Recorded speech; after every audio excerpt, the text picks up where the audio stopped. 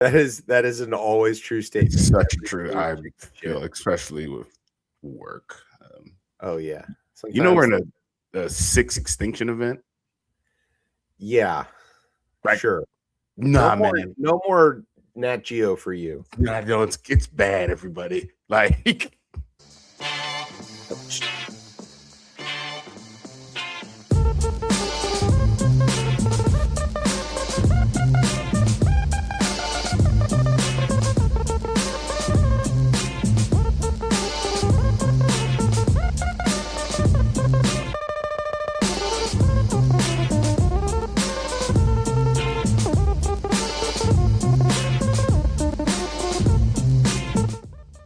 It is 9:30 on a Thursday night, and you're tuned into Beltway Radio and Beyond, which can mean one and only thing.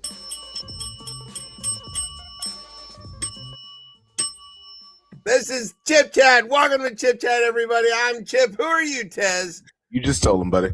All right. Well, yeah. Welcome back. It's been a week. We're back on regular schedule now. We are. Yeah. So is the world. Whoever's making us do this every week sucks. He should not be in charge of anything. When's our next day off? When's the summer break? No, we're excited. Next week is going to be a really big show. Yes. So we'll talk about that. But yeah, welcome to this is a special edition of Chip Chat. Because this week there are two wars, and the president is attacking the courts, and Congress can't do anything, and it feels very much like the show that we just did. I gotta say, I mean, I was posting a bunch of the clips today, and I was like, I feel like we just talked about all that.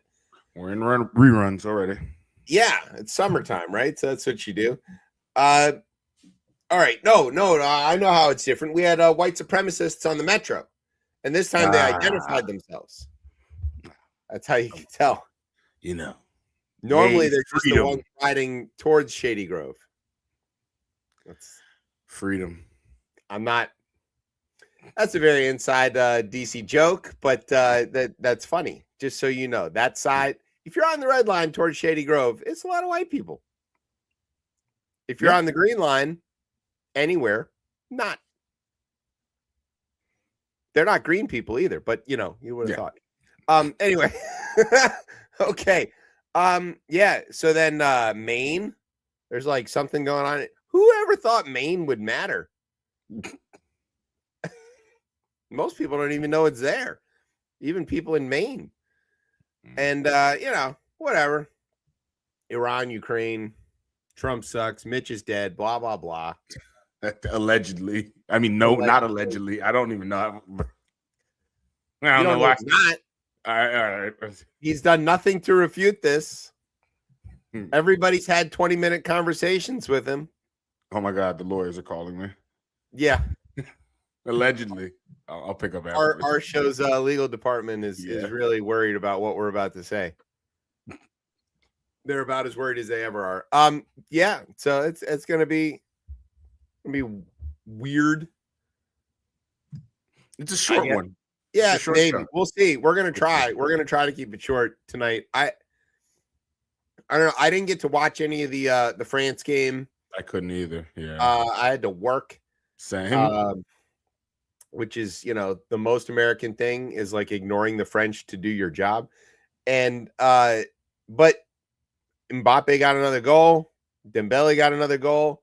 I feel like colonialism is going to win this World Cup. I'm just saying. Yeah. There's upsides to it. There are legit upsides to fucking up the rest of the world, is that France is like really good at soccer now. Zinedine Zidane. Well, this one is by way of Africa. Okay, by way of Africa, by way of the Middle East. I mean, wasn't he like Algerian or like? I think that's where Zidane's family. Yeah. Actually, he might be. Actually, so that's African too, I guess technically. It is. It's on the continent. If Morocco's in Africa, then so is Algeria. Yes, and Egypt. Egypt got screwed. Allegedly. Yeah. It's going to be fun. I don't know what else to say for the intro, but I got to come up with a word, and I'm struggling at that because oh no, I got a word. Okay, it took me a minute, but I'm ready. Mine is kind of a two. Oh no, it could be one word. It's a compound word. Compound word, yeah. There you go. Okay. So, yeah, sit back, grab some fresh water. It's scum time. You're listening to the best show, the only show, Chip Chat on Beltway Radio and beyond. Sweeps. Scum.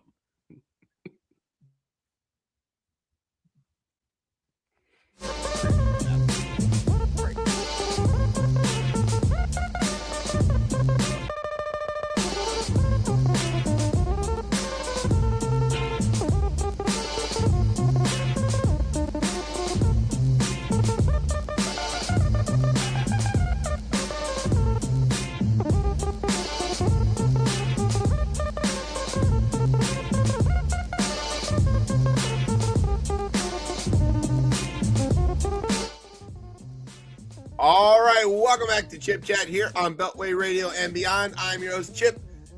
With me is Tez. What's popping up? Tez. I don't know what happened. We're here. There we go. I got thrown off by our killer graphics department. Those guys are incredible. You can't get thrown off by the video. Remember, as long as the mics are on, it doesn't matter. Yeah, that's right. Nobody's watching this. No, everybody's listening. Oh, no, I tried to be nice this time. All right. So yeah, it's time for everybody's favorite part of the show, the headlines. Oh Yay. Man. All right. Now, as per usual, Tez hasn't read any of this. I'm assuming. No, and, he gets to go first. All right. Let's see what's going to jeopardize my future career by saying something I did not write. All right, moving along. Mitch McConnell remains hospitalized after an undisclosed health issue, but his staff say he is receiving excellent care, which is what he made sure regular Americans couldn't have. That's true. That's fully true. That's very true. It's true. Actually, I don't have any issue with that one. Yep. Mitch McConnell isn't dead. He just ran out of cocaine. All right, I might have had an issue with that one. Yeah. I'll eat Mitch McConnell. I'm ready. Reports are that Mitch McConnell can't die, at least not until the devil gets a permit to increase temps in hell to the levels that were here in D.C. Yes, that's right. Governor Andy Beshear sent McConnell's office a request for proof of life, but of course they haven't been able to prove that he's been alive since 2017. Yeah, the last time he looked alive was when he was blocking Merrick Garland. Yep. Trump took in the fireworks from a climate control box while his supporters suffered in the heat and thunderstorms because his metaphor is dead. That's true. It's true too. I'm gonna. It's true. We have just literally run out of metaphor. Yeah. Yes. Petri wrote a whole column about that. You should go back and look at it. It's really funny. All right. The former Pfizer headquarters is going through a renovation, but it started to buckle a little bit. Officials gave it a little bit of Viagra, and it stiffened right up. The former Pfizer headquarters is midway through a major change and got a little wobbly. Officials said that this happens in a lot of buildings in midlife and prescribe Viagra to straighten things up. Okay, there you go. There's two flavors of the same joke, but they were both funny. I mean, I guess it's fitting that you could, what's the name, in the sense of like beat it into the ground, but you know. Yes, it's good that we could go again right afterwards. Exactly. Yeah, really came through. No. I'm not touching that with a several inches long pole. I mean, the way you erect this show.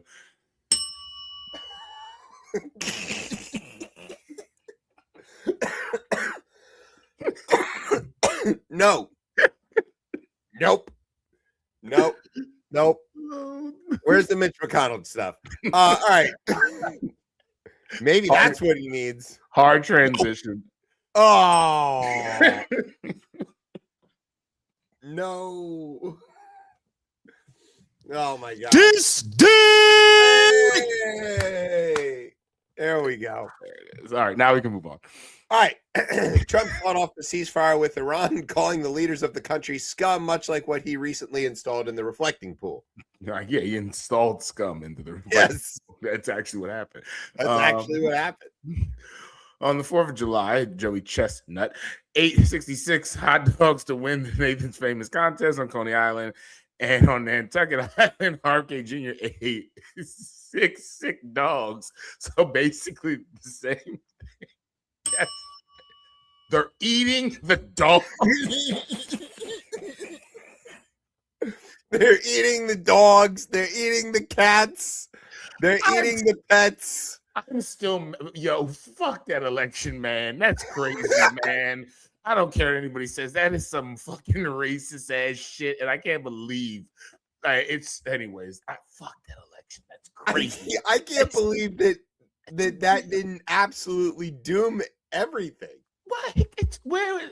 Yeah, you're right. I believe you about these other folks, the rest of this country, for that we're here after that. Barge? No. Okay. I'm very proud of that RFK joke, by the way. Yeah, that's a good one.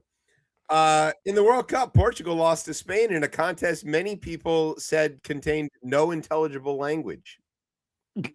Jesus Christ. That's funny if you speak Spanish, like from this hemisphere. Right. Yeah, because what are they talking about? I'm sure that they can understand it in Europe. We just don't care. But nobody here can understand Spain Spanish. They're making it up as they go. And Portuguese may as well be drunk in Spain Spanish. So, no. You know what type of bread you eat with 6 dogs? What? I'm afraid. What? Pita bread.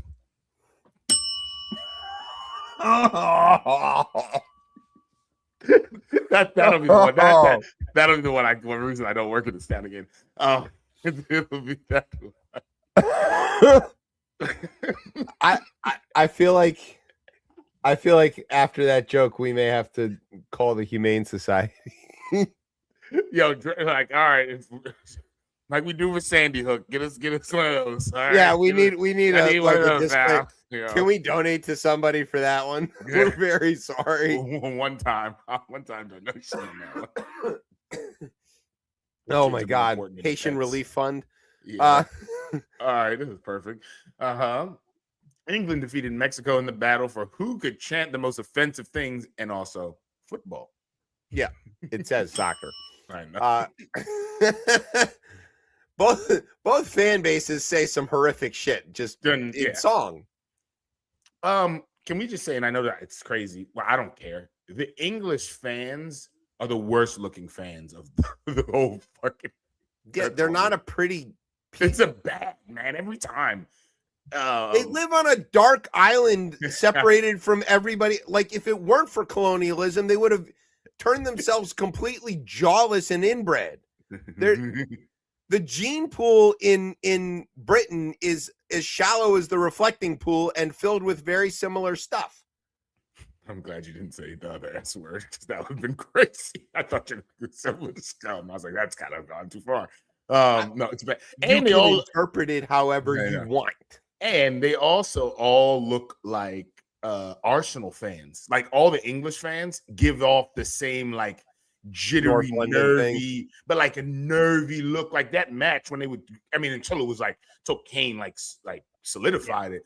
All the shots, they look very nervy. And it's like, God, it feels like I'm watching an Arsenal match. They don't look confident. They don't look condition of being British is being sort of like unhappy and nervous all the time. Yeah.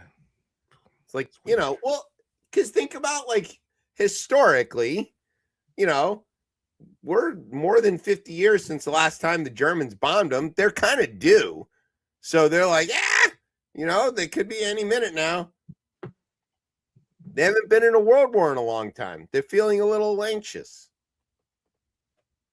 Yeah. Oh my God. In Atlantic did an article. and I'm blanking on the title is really good. I should actually find it and give the title of it. But the they basically were saying like how Britain has become as poor as Mississippi. Yeah. Outside of London, that country is destitute. It's bad. Yeah. It's really bad. And they can't read or speak English. So they basically are Mississippi. Stop it, damn it. It's true. Go to the north part of England and see if you can understand any of them. They don't speak English. Just saying. Go to Birmingham. Uh-oh. We have breaking news already? Yeah, we have a live feed from the home of the Prime Minister. Stand by. Hold on a second. We gotta get this going because you know how the BBC so the BBC has something going on. Hold on a second. Oh God, we're piping that in.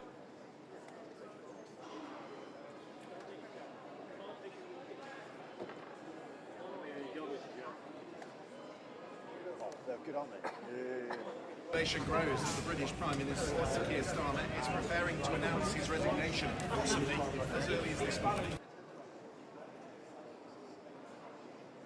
Well, Francine, we've been waiting for the podium to appear here in Downing Street. I can tell you that there were a lot of journalists on Rains away, it rarely comes back. We saw it with May, we saw it with Johnson. The social media.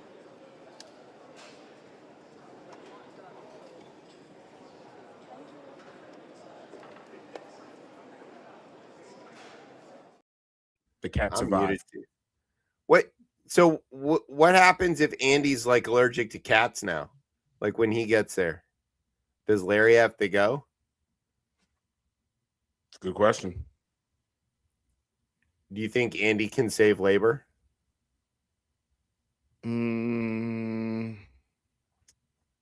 I'd get. You know what?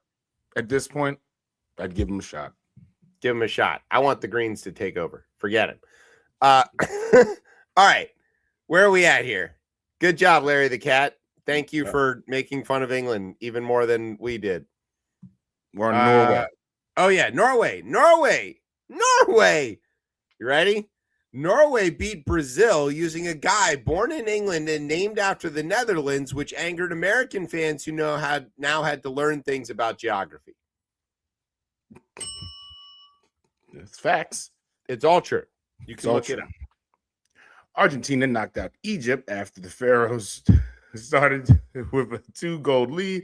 In the post-game presser, Argentina star Lionel Messi thanked FIFA for their assistance in restoring trust in the betting institutions. Yes. That's a good point. Yep. And finally, the U.S. lost to Belgium, causing Trump to issue new tariffs on Belgian chocolate and waffles, prompting major shortages at Roscoe's. Yeah, that's a waffles joke. That's a waffles joke. And a Belgium joke. What are they going to do? Yell at me in Walloon? That's a language. Did you know that? I did not know that. So Belgium is a crazy country that basically doesn't exist, right? There's no such thing as a Belgian person. Right.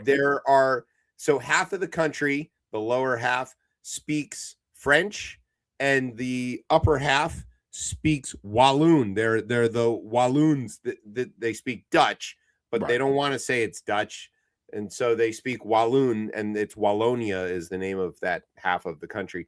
And it is made of two groups of people who have nothing in common with each other except that they hated the countries that they were already in.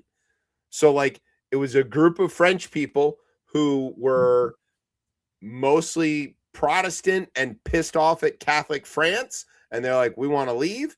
And then a group of Dutch Catholics who were pissed off at Protestant Holland and were like, we want to leave that too. And they're like, all right, let's make our own country. And then they did. And that's it. There's no ethnicity called Belgian. There's nothing really there. They don't even have a common language. They don't like each other. These two regions, they went 560 days without a government. Like, it's not a real place. Okay. Belgium's not a real place, but they're winning in soccer through colonialism. Hooray. Number 9, Former Everton great. There are a lot of former Everton greats in this round of the tournament, and also on the coaching staffs. I mean, former Everton great Carlo Ancelotti probably getting fired in Brazil, but yeah. Okay, those are the headlines. How's everybody feel about the headlines? About as good as ever. Not as good as ever. These ones, they're actually rather tame. Yeah, they're rather tame. Our writers are on break. Yeah, it's summertime. I get to do all the heavy lifting. I like the Viagra jokes. Those were pretty funny. Those are good. Yeah. Stand up, like literally. They got your attention.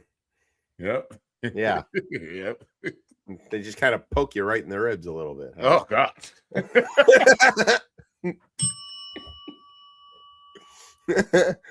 Hey, sometimes you need a stiff one after something like that. Jesus Christ. I'm not here to yuck anybody's yum. Dick joke chat. I'm not here to yuck anybody's yum, sometimes. All right, you want to take a break? Yeah, I think we need to. All right, we're going to take a break and thank our sponsor, Blue Chew, and whoever else. And they did sponsor our show once. That is true. Once? Yeah, okay. Before you got here, they gave us $100 to talk about them for a whole episode, and that was great. We're very, very excited to participate. We gave it a good, strong effort. Yeah. All right. We're done with that. We're going to take a break. You're listening to Chip Chat on Boatway Radio and beyond. Sweet.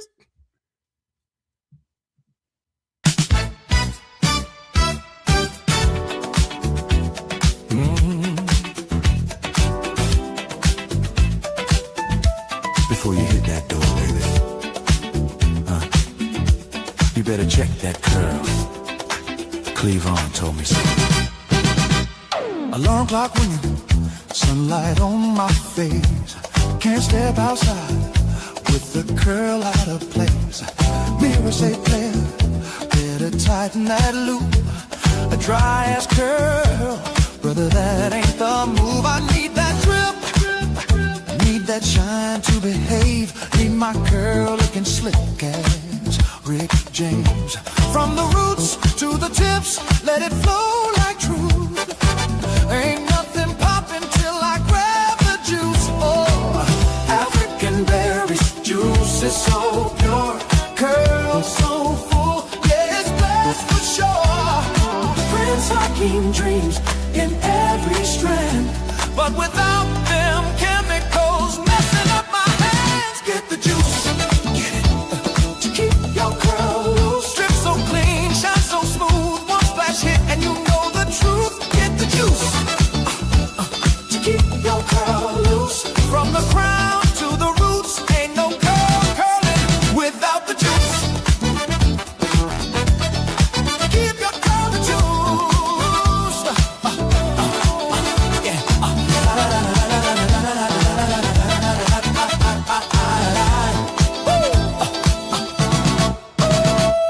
Unfiltered water, straight from Lake Victoria. Tanzania minerals, bring the curl euphoria.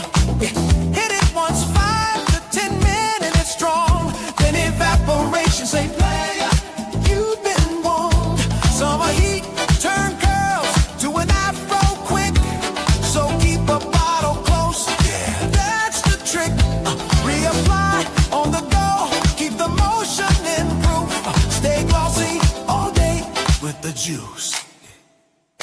No harsh chemicals, no itchy scalp, no greasy couch stains. Don't mess up my headrest, man. Just shine, luster, and drip, and drip, and drip. Oh, get the juice, get it, to keep your curl loose. Let it sway, let it shine, that curl pattern working overtime. Get the juice, to keep your curl loose. If your mirror smile back, yeah, you already know the truth. Keep it for the juice.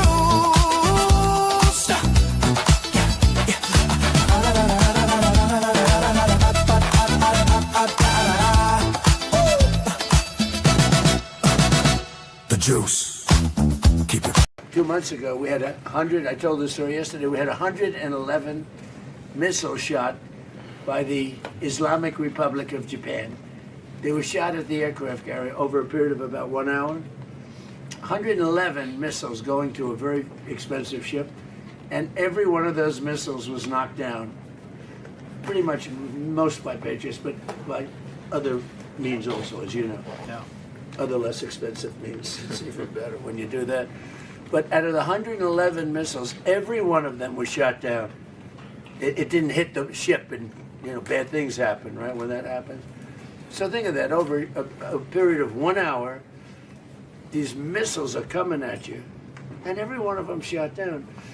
So I think one of the things we're going to be talking about is, as you know, the companies, we have great power over the companies. Those companies that make the Patriot and make all of the great stuff, the Tomahawks, all of the great stuff. We have the best stuff.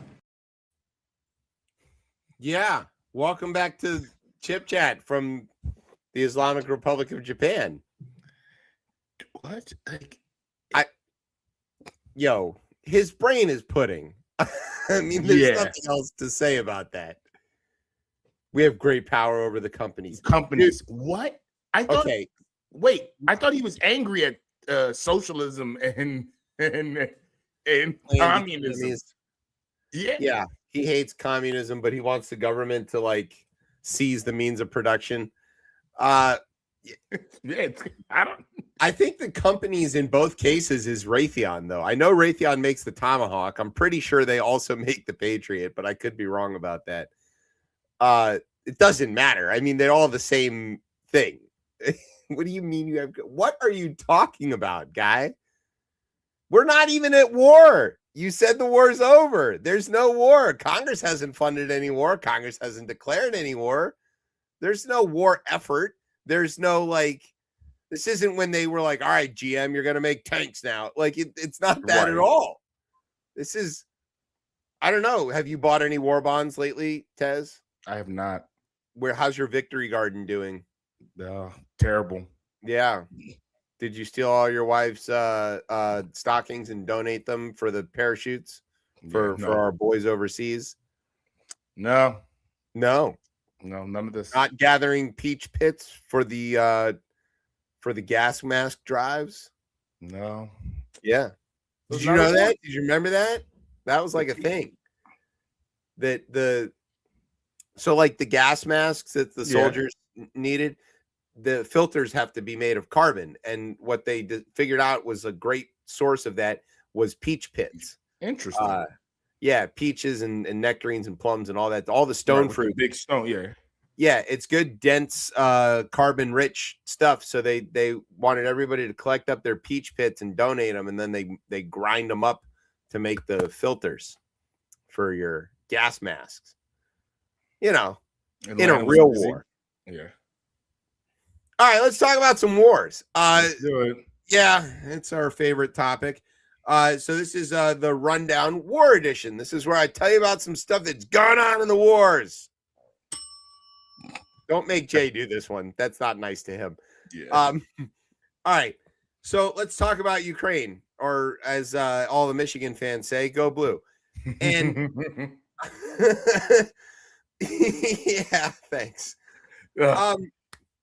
So Ukraine has been successfully marauding the Russian economy by sending their own missiles and drones deep into Russia, specifically targeting oil and gas infrastructure. They've had tremendous success basically fucking up the Russian ability to make fuel. And so Russia's a big oil producer. That's true. Everybody knows about that. But it's not enough to just produce fuel. You have to refine, or to produce oil, you have to refine that into fuel. You can't just stick a straw in the ground and whatever comes out goes in your car. Doesn't work like that. You have to separate out the good stuff and the bad stuff and do a lot of things. Remember when we had our friend Fred on, he talked about the robots that he's building that clean the bottoms of these oil tanks, the amount of sludge and gooey nonsense and misery that's in these tanks. It's all toxic and terrible. So the Ukrainians are oh yeah, they got all these tanks full of fuel and oil and the refineries. Let's blow that up.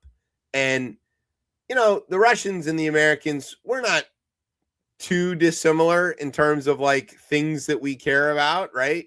Americans really care about like when's there a coupon for Arby's, but we also care a lot about gas and gas prices because we got to drive everywhere because our country's giant and everything's far apart and stuff, and we hate public transportation. And it's the price that we see the most. Yeah, it's also glaring in our face all the time, right? Yeah. So the Russians also buy a lot of gas because they also drive everywhere. I don't know if you know this, but Moscow has like 6 beltways, if you can imagine. That's true. Go look on a map. They have like 6 beltways, and the Russians drive a lot. And then they also have those dash cameras that film all the crazy shit that we put on our TV. And so they're very dependent on that. And the Ukrainians are like, yeah, well, the Russians definitely need gas, and we're going to blow that shit up. And they've been doing it. And they hit the big refineries in Moscow. They hit the biggest refinery out in Siberia, all the way out in Siberia. They're hitting stuff in St. Petersburg. They're just like successfully fucking up the Russians. So the Russians are like, that's it. We're going like full scale. So they've just been launching missiles and stuff at a tremendous rate. And they have now effectively spent down a lot of Ukraine's defensive capabilities, specifically regarding missiles. The Ukis are good at making drones, and they can shoot down the Iranian-made or Iranian-created, now flown by Russia, Shahed drones and all of these other things. They can handle. But the missiles, they really need Patriot missiles to shoot down. And they're running out. And so the NATO summit was just this week, and Zelensky was there, and he was trying, and like, it's not a gift exactly, but as this NATO summit is getting ready to start, the Russians launched this barrage at Kyiv and killed a lot of people. Yeah. And blew up a bunch of apartment buildings and stuff. All of the ballistic missiles launched by Russia struck their targets, underscoring Kyiv's need for more U.S.-made Patriot interceptor missiles, a point Ukrainian President Volodymyr Zelensky did reiterate at the NATO summit in Ankara, Turkey. So, as if to prove his point, the Russians were like firing everything. This is a stalemate upon stalemate where somehow everybody's dying. It's so Stalingrad in a way. Yeah, a little bit. It's in the same part of the world, and it's just like waves of people dying with nothing changing. The Americans have no patience to help the Ukrainians. The Europeans are basically doing everything they can. Yeah. But I think there's much more they can do without American assistance, specifically regarding some of these specific munitions, whether it's THAADs or whether it's Patriots.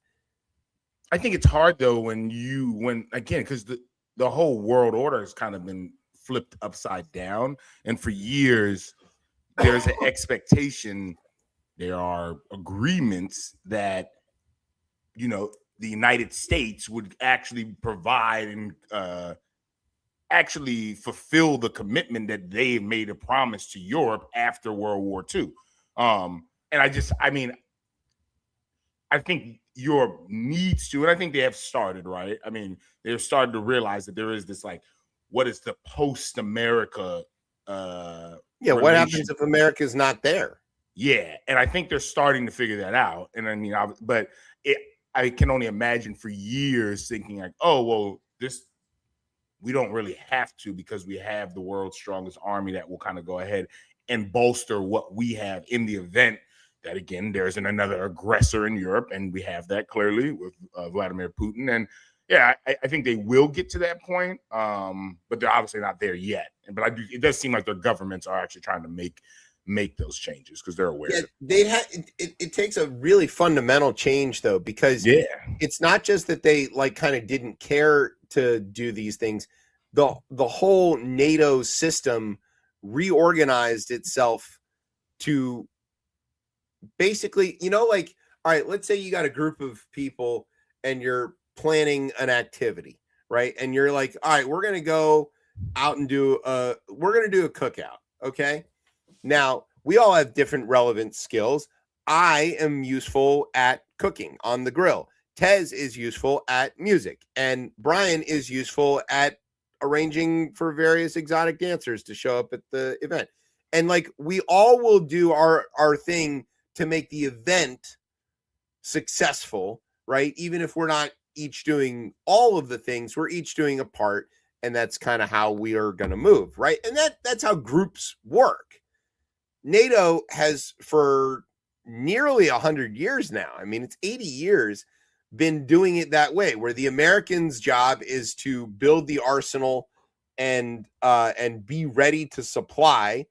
The Europeans are the ones who are like effectively ready to operate the equipment and have the shit happen on their territory, knowing that we've got an ocean to protect us. So like, and we've all been doing bits and pieces of it, whether, and it's, you can even see it. This is getting like way too technical, but you can look at some of the equipment that we use, the NATO countries use, and see the multinational aspects to it, where you've got planes that are partly built in one country and then finish assembled in another country, or, you know, various types of other equipment that's like that.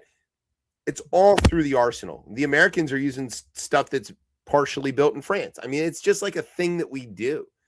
And now, for lack of a better word, the good guys are having to figure out, what are we going to do when one of those people, if Brian's not there to make the exotic dancers show up, like, what's the point of the cookout? But see, the thing is, it's like for everybody to have all those different parts, we still all agree that we want to do the cookout. And that's the thing. It's a similar, like, actually, this is a Steve Jobs thing here. And he said one time, he's like, hey, all right, in groups, to your point earlier, we all need to want to go to San Diego, right? And as long as we're all on the page that we want to go to San Diego, then we can talk, well, how do we get there, right? Are we going to use it? Are we going to take a train? Are we going to drive, right? But the problem right now is that, like, America don't want to go to San Diego, right? And like, if you're right, if it's NATO, right? Or your example, they don't want a cookout. They don't actually want to have a cookout actually at all. So they don't want to actually, they don't want to be involved in this. And then that is shocking, because it's like, all right, well, we've always wanted to do this. Always had this cookout. Like, this has always been the plan. Yeah. Yeah. And if you are the person who is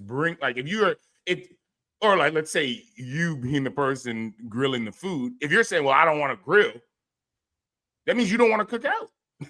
Yeah. It means that the whole thing isn't going to happen. Yeah. And then you and Brian would have to come up with some alternative plan. And now, again, we're trying to figure out, all right, well, shit, now, okay, how do we turn this grill on? Oh, shit, the flames, like, yeah, right? Like, that is what I think Europe is doing at this point. Yeah, and I don't know that they really have the capacity to do that stuff very easily or quickly. Not You know, their industrial system, one way, yeah, their industrial system isn't really tailored to that. Also, not to be too American-y about this, but like, their laws and regulations make it harder to build death equipment. Like, they're not as keen on building missiles and bombs and stuff that can kill everybody, because the European mindset is, maybe we shouldn't kill everybody. And the American mindset is like, we want to kill everybody. And this is a good arrangement, because the Europeans do actually want the ability to fight. They just don't want to like be the ones to initiate it. They want to have the Americans ready to supply them when they do got to do it. And the Americans are all too happy to build weapons, especially if we can make money while we do it. So that's the thing that's, like, to me, very shocking about this, is that throughout history, even when Americans don't want to get in a war, we certainly don't have any problems selling stuff to everybody else in the war. Right. Or lend lease, or whatever you want to call it. Yeah. Like, if there's a way to make $1 putting a warhead on a rocket or whatever, yeah, we'll fucking do that thing in a heartbeat. How many of these, you know, what do you need? England, how many you want? If the Germans are willing to pay for it, then fucking make the missiles and sell it to them. Shit, what do we have to lose about that? I don't understand that. Here's Trump out here making $1 billion selling fake crypto to idiot people in his stupid cult, and he can make 10 times that selling fucking Trump-branded Patriot missiles to the Germans to give to the Ukis to shoot down the goddamn Russians. And it's never ending. It's not like the war is going to end at that rate, right? So you can just keep making money until the Germans run out of money or whatever. It seems obvious. I'm starting to think Trump might not be a very good businessman. Could be wrong. I don't know. Could be wrong. Is there any resolution coming here? I mean, you know, the NATO summit, they're all meeting. Everybody's antsy about Ukraine and Russia. They're still antsy.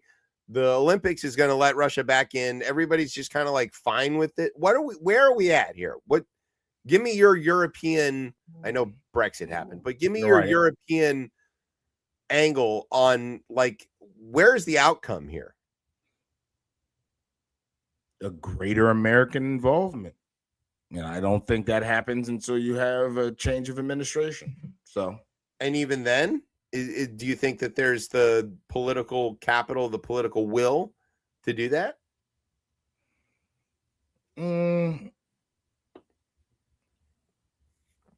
I don't, that yet to be seen, because now I need to see what does a Congress look like that goes with a new administration, right? Who's in that Congress? Because like a progressive leftist Congress is not going to be interested in a full-on war with Russia, right?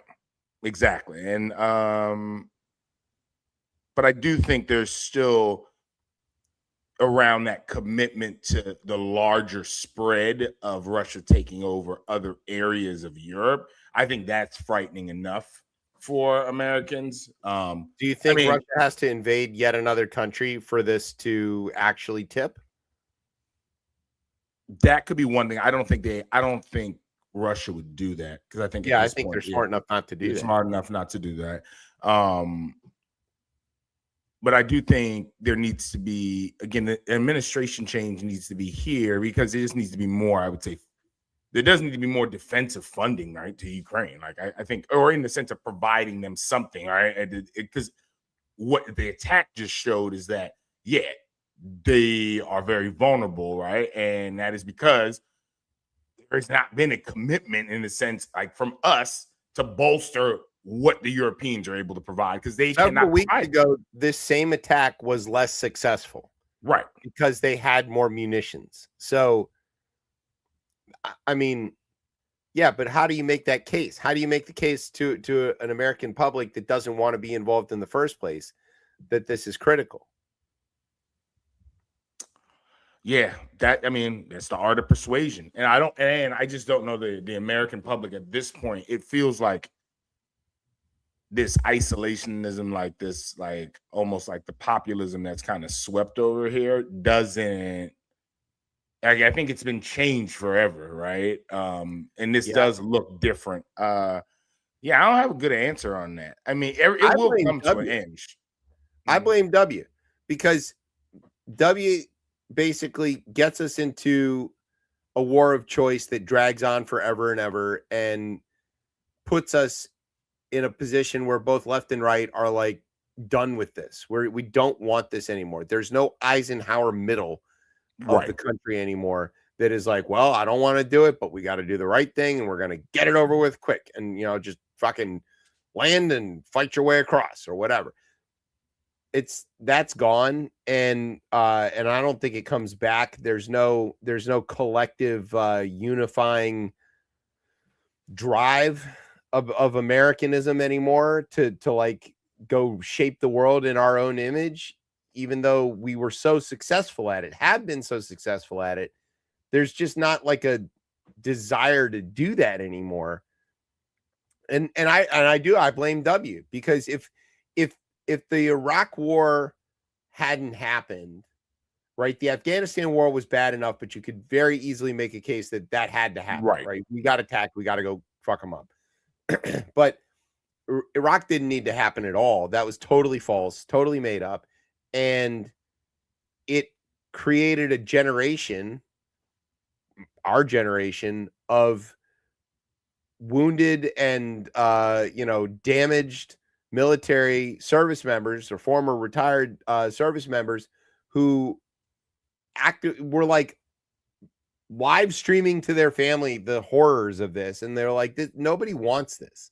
Nobody wants it at all. And we're all turned off by it. And now it's our generation that's coming up into power in Congress. And look at how many of the people in Congress are former service members who fought in Iraq and Afghanistan. And it's not a small number. And huge. They don't want to do that again. And they think that and they rightly think that this is not a great move.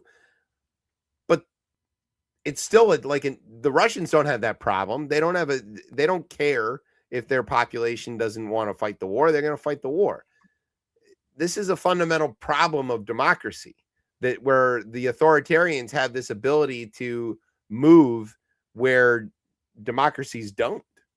And it comes down to wars. It comes down to environmental policy. It comes down to economic policy. We can't move like they can. Maybe China's the key here. If China realizes that the prolonged war in Ukraine hurts them economically, they have the ability to cut Russia off, basically. But it's also perfect cover to start their own war for Taiwan. In Taiwan, or to just spread their economic influence in other places where the rest of the world can't focus. I understand that. But Russia is now the client state in that relationship. Right. And so China has the ability to do that if they wanted to. They just have to want to. And to your point, maybe they don't want to. Maybe this just goes on forever. I mean, the war in Darfur, not forever. Yeah, I mean, that 5 years old. That war doesn't seem to stop. Well, there's going to be eventually. There's going to be a change in Russia. Eventually, right? Like at some point, he's going to have to die. I mean, that's at some point, Putin's going to die.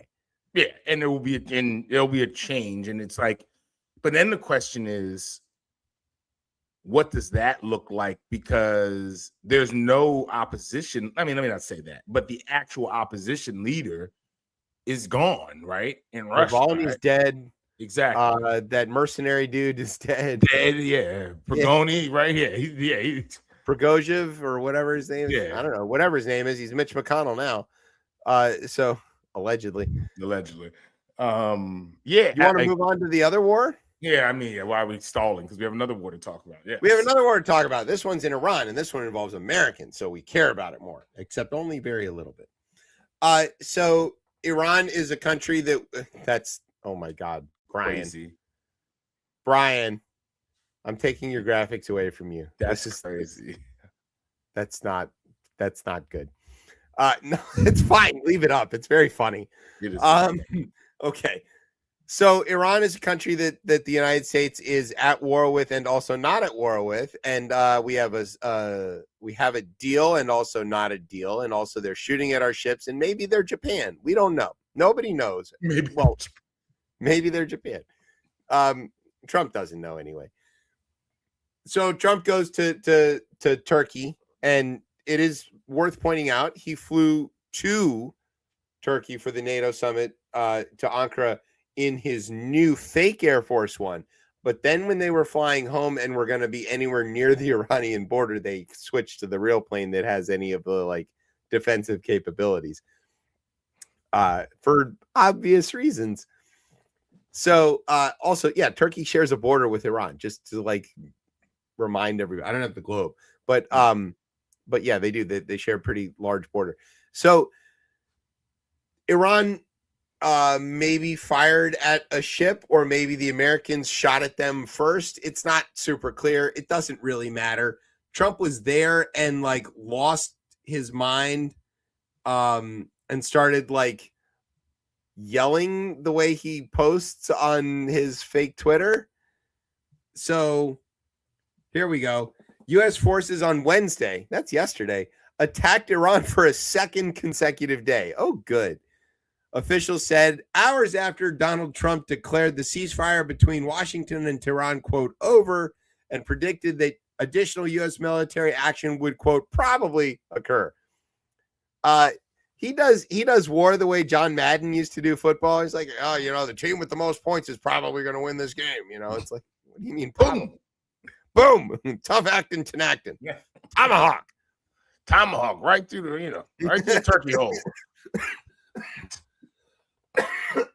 Damn. See, Madden's getting everybody.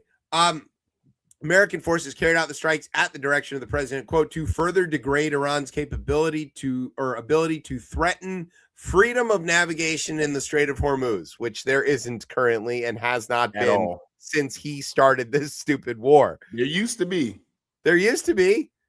for like ever, literally ever. The waterway has been a source of friction both militarily and economically in recent weeks, as Iranian forces have been accused of attacking commercial vessels, and the United States has responded. Trump, writing on fake Twitter, characterized the renewed assault as, quote, retribution for yesterday's bombing of ships by Iran, which he called Japan. If it happens again, it will get much worse, the president warned in his post, which was accompanied by an image of billowing fire. Because why not? Like, we just need more AI slop. We're wasting fresh water. Wasting fresh water to generate stupid slop for this stupid president to post on his fake Twitter to antagonize a country that doesn't read it or care. It's like... God. And who's also better at doing the thing he is trying to do. Yeah, the Persia boy is kicking his ass at the meme war. Trump said that U.S. hit Iran very hard last night. Maybe he was the one helping the Pfizer HQ. and we probably hit them hard again tonight. Oh. In response, Melania said, "Oh, thank God it's not me." Yeah. Oh, I was suggesting that he's physically violent. I was suggesting the other thing. Yeah. Don't worry. He's got that 34-year-old in her Post-it notes now to focus on. President also suggested that the U.S. could reimpose a naval blockade on Iran. They did snap the sanctions back on. So Iran got to sell a bunch of oil at market price for like 3 weeks, make a butt ton of money, and then used it to attack, and the Americans are like, "Hey!" And you might argue the blockade. You might argue the blockade was actually the most successful thing they've probably done. To be honest, the blockade was working. Yeah, but also the JCPOA was working. Right. So whatever. Oil prices briefly spiked, but as Kai Ristall noted today, the markets are idiots. And so, like today, he noted that he notes it every day. It's like every 3 days.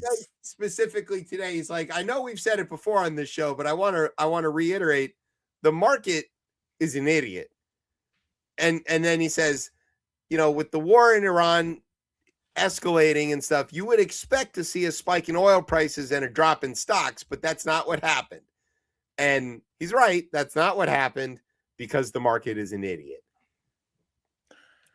I mean, even just around I don't think you see oil in any. I think 125 to 130 is the highest it goes. I don't like that old talk of like going to 200 and shit like that. No, I don't think that's possible. I don't think that's the demand will stop anyway. Exactly. Yeah. We may have already hit peak demand, I think, worldwide. Yeah. So, and it's interesting that I wonder if the inflation shock of COVID has actually insulated us, or not insulated us, but made this new inflation shock more bearable. Like in the sense, because like consumers are still spending, and I know there's a difference in that of like, because it's high end consumer. Like it's also consumer spending out of necessity. That's the thing that never gets like added onto that sentence, and they say, "Oh, consumer spending is up." It's because prices are up. It's not that we're buying more stuff; it's that we're buying the same stuff at a higher price. But we didn't stop buying. We haven't stopped buying yet, but what you have seen is a big rush, and these are like fundamental changes that are long-term and echoing. You've seen a big rush towards hybrids and EVs, specifically hybrids, because people really they're now cost competitive, like across the board, both with the full EVs and against the gas vehicles. If enough people are onto the hybrids and the EVs, that necessitates a drop in demand for gasoline. And worldwide, the peak combustion vehicles was 2018. We've been selling more worldwide. There have been more EVs than internal combustion vehicles for almost a decade now. And China's going to drive that even higher, right? It's and what we're seeing with the shock here is that, especially in developing markets where car ownership is less ubiquitous, but people are making that choice for the first time, they're looking around at this and going, I never want to have to experience this problem. I don't want to ever be dependent on gasoline for anything. And they're just going straight to EVs. So there is that insulating factor.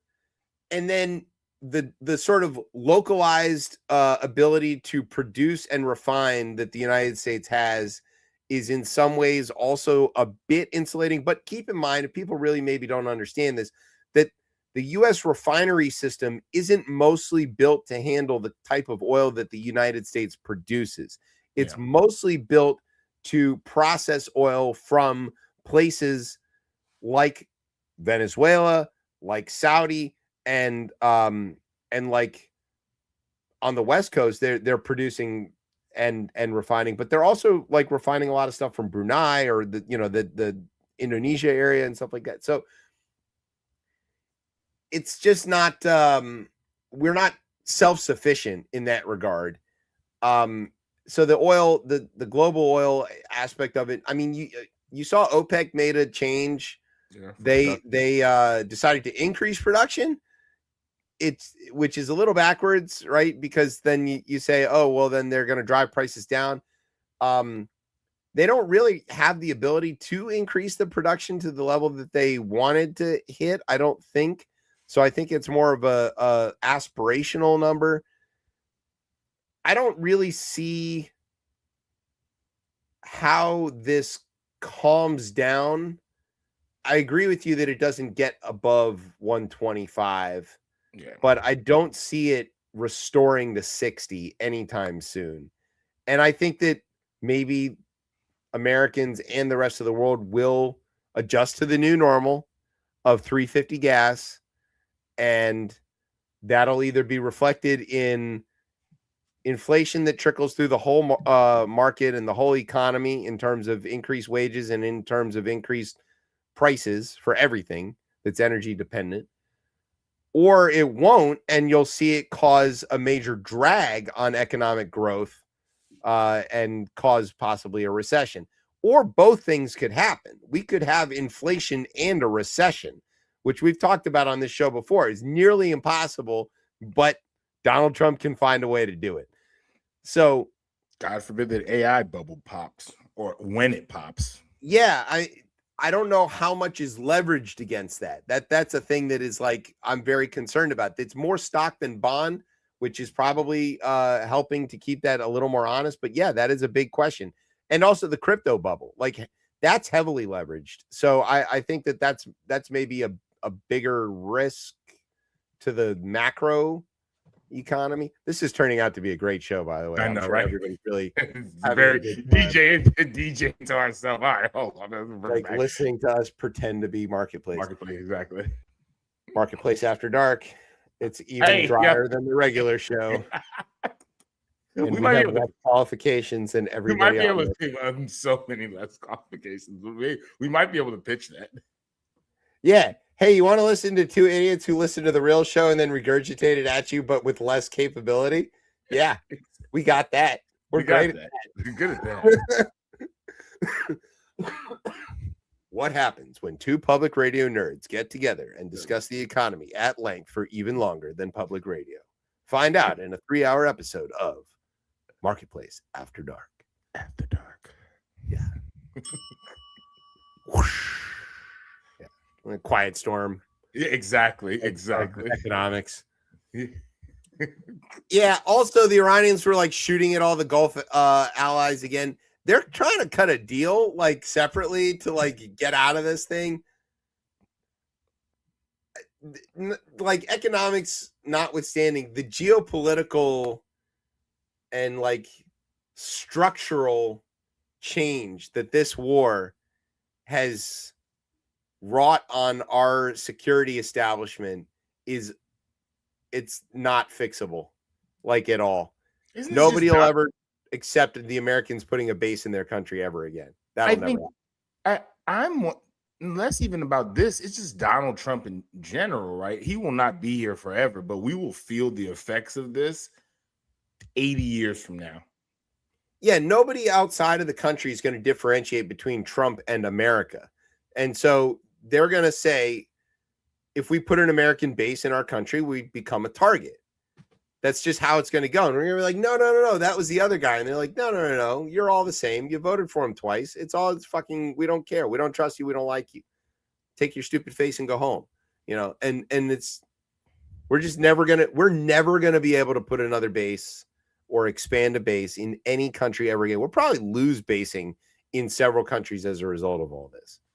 Like we weathered the Iraq war, which a lot of the world was pissed off about, but we were still able to convince them that they were more secure with an American base than not. Right. And now that has been shown to be completely opposite.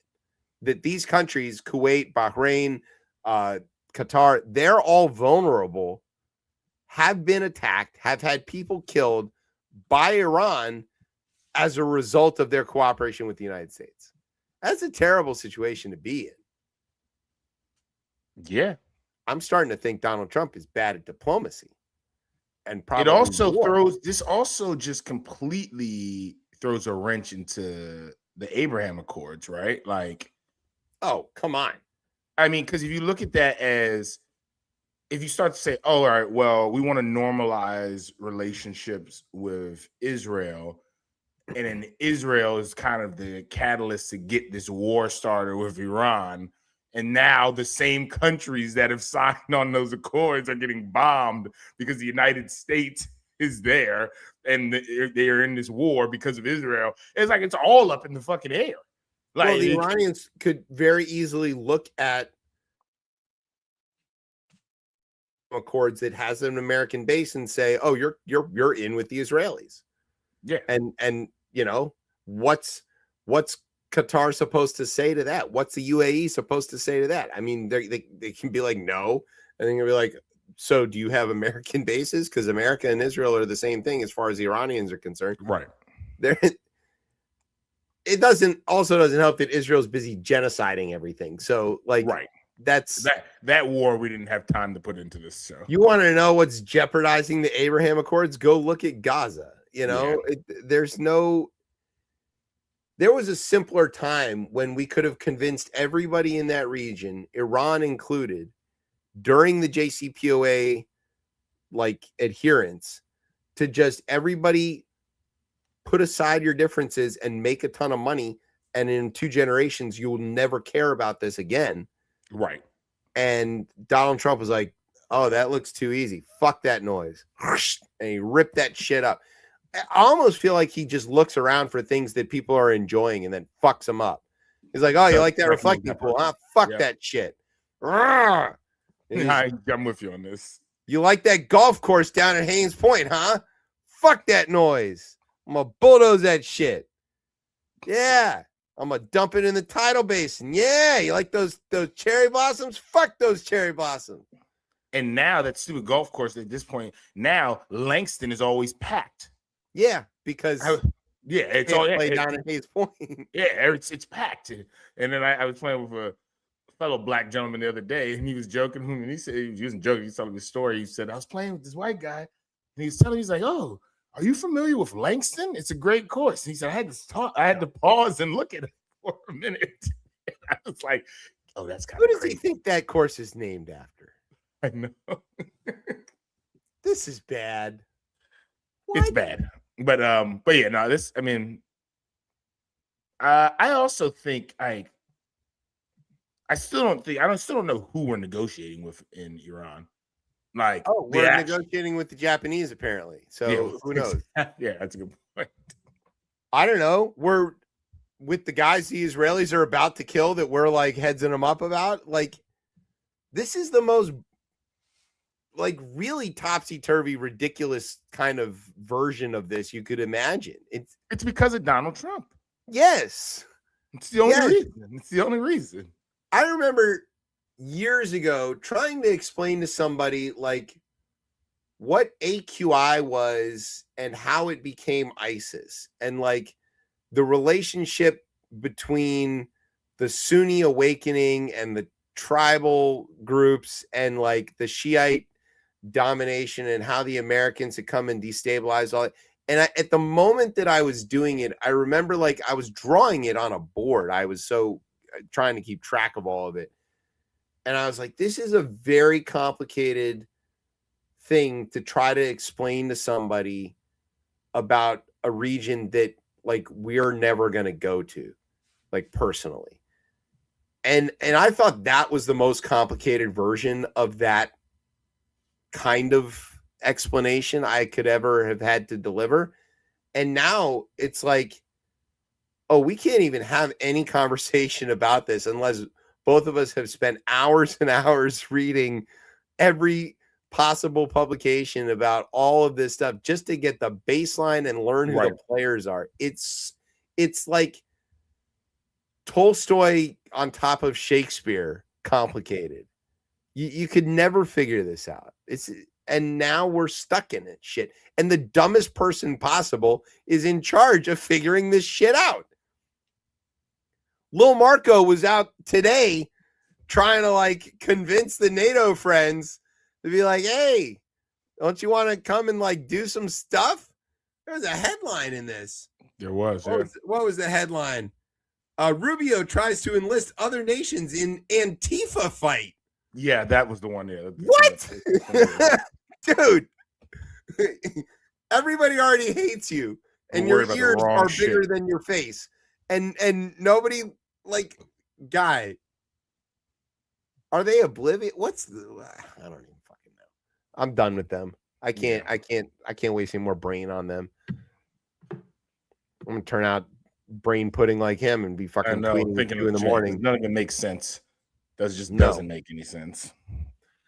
All right, you want to take a break and then talk about something that makes even less sense called the U.S. Senate? That body. Yeah. All right, we're going to take a break. We'll be right back. You're listening to Chip Chat on Beltway Radio and beyond. Sweeps.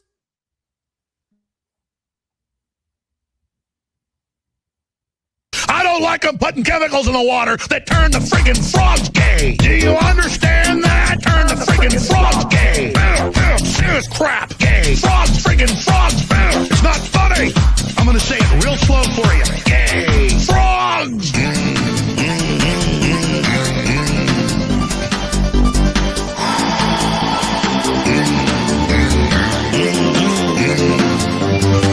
Won't you fight for your life?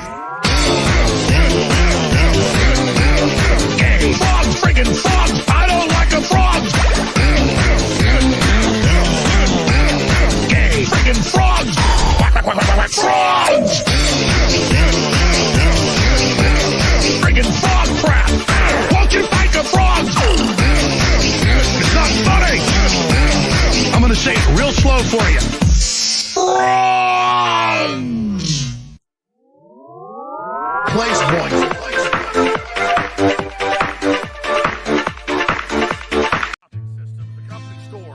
Paradigm of absolute control. And that's why we're just out here doing simple things. I'm sick of all these witches and warlocks. They're full of shit. Pumpkin possums. I'm sick of it. You keep interrupting me. And all of it's lies. Because you're lying. That's why.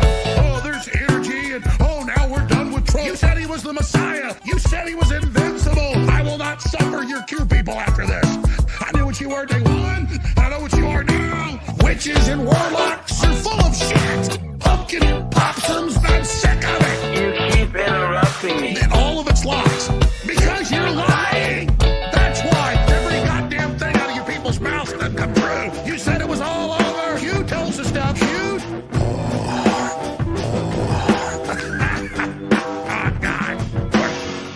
Witches and warlocks, you're full of shit. Pumpkin popsums, I'm sick of it. You keep interrupting me. And all of it's lies. Because you're lying. That's why. Witches and warlocks, you're full of shit. Pumpkin popsums, I'm sick of it. You keep interrupting me. And all of it's lies. Because you're lying. That's why. Because every god thing. All right, well, welcome back to Chip Chat here on Beltway Radio and beyond. I'm your host, Chip. With me is Tez. What's popping, y'all? Yo. All right. Also, before we give the standard disclaimer, you can go to the Onions. I literally have that. I have that up right now. It's funny you said that. Yeah. What is it showing you? Oh, well, actually, I had up more that I was going to say similar to our pledge here to make sure folks here go to donate to the Sandy Hook Promise. Their first thing they're going to do is give $100,000 of merchandise sales away to Sandy Hook Promise. So, yeah, and if you now if you Google InfoWars, the first thing that comes up, I think, is the archives of the old InfoWars, and then if you go to the actual Infowars.com, it just has a sign that says off air. Yeah, exactly. So, yeah, that's great. It's supposed to be coming soon. Yeah, I'm looking forward to it. I've been watching all the preview clips and stuff, and it's very funny stuff, and looking forward to it. All right, let's talk about the Senate. I am the Senate. Yes, well, he was. So, just for, I don't know, the non-Americans who might be listening, so that you understand, the United States has 3 branches of government. One of them is called Congress. They don't like that they're a branch of government, and they would rather not be there at all. And Congress is made of 2 houses. One is called the House of Representatives, which is usually when people say Congress, that's what they were referring to. And then there's the Senate. Senate is a Roman word. Do you know what it actually, or Latin word, do you know what it actually means? I should know this off the top of my head. I've read this many times and I'm blanking on this. It means old man. Like old man. That's it. Senate, right? Senior senator. Yeah. Senator is an old man. He's a verb of olding. He's and the idea was that the senators in Rome, they were old and wise and therefore would make good decisions, right? Now, in the United States, our Senate has a minimum age of 73 and a maximum age of several hundred.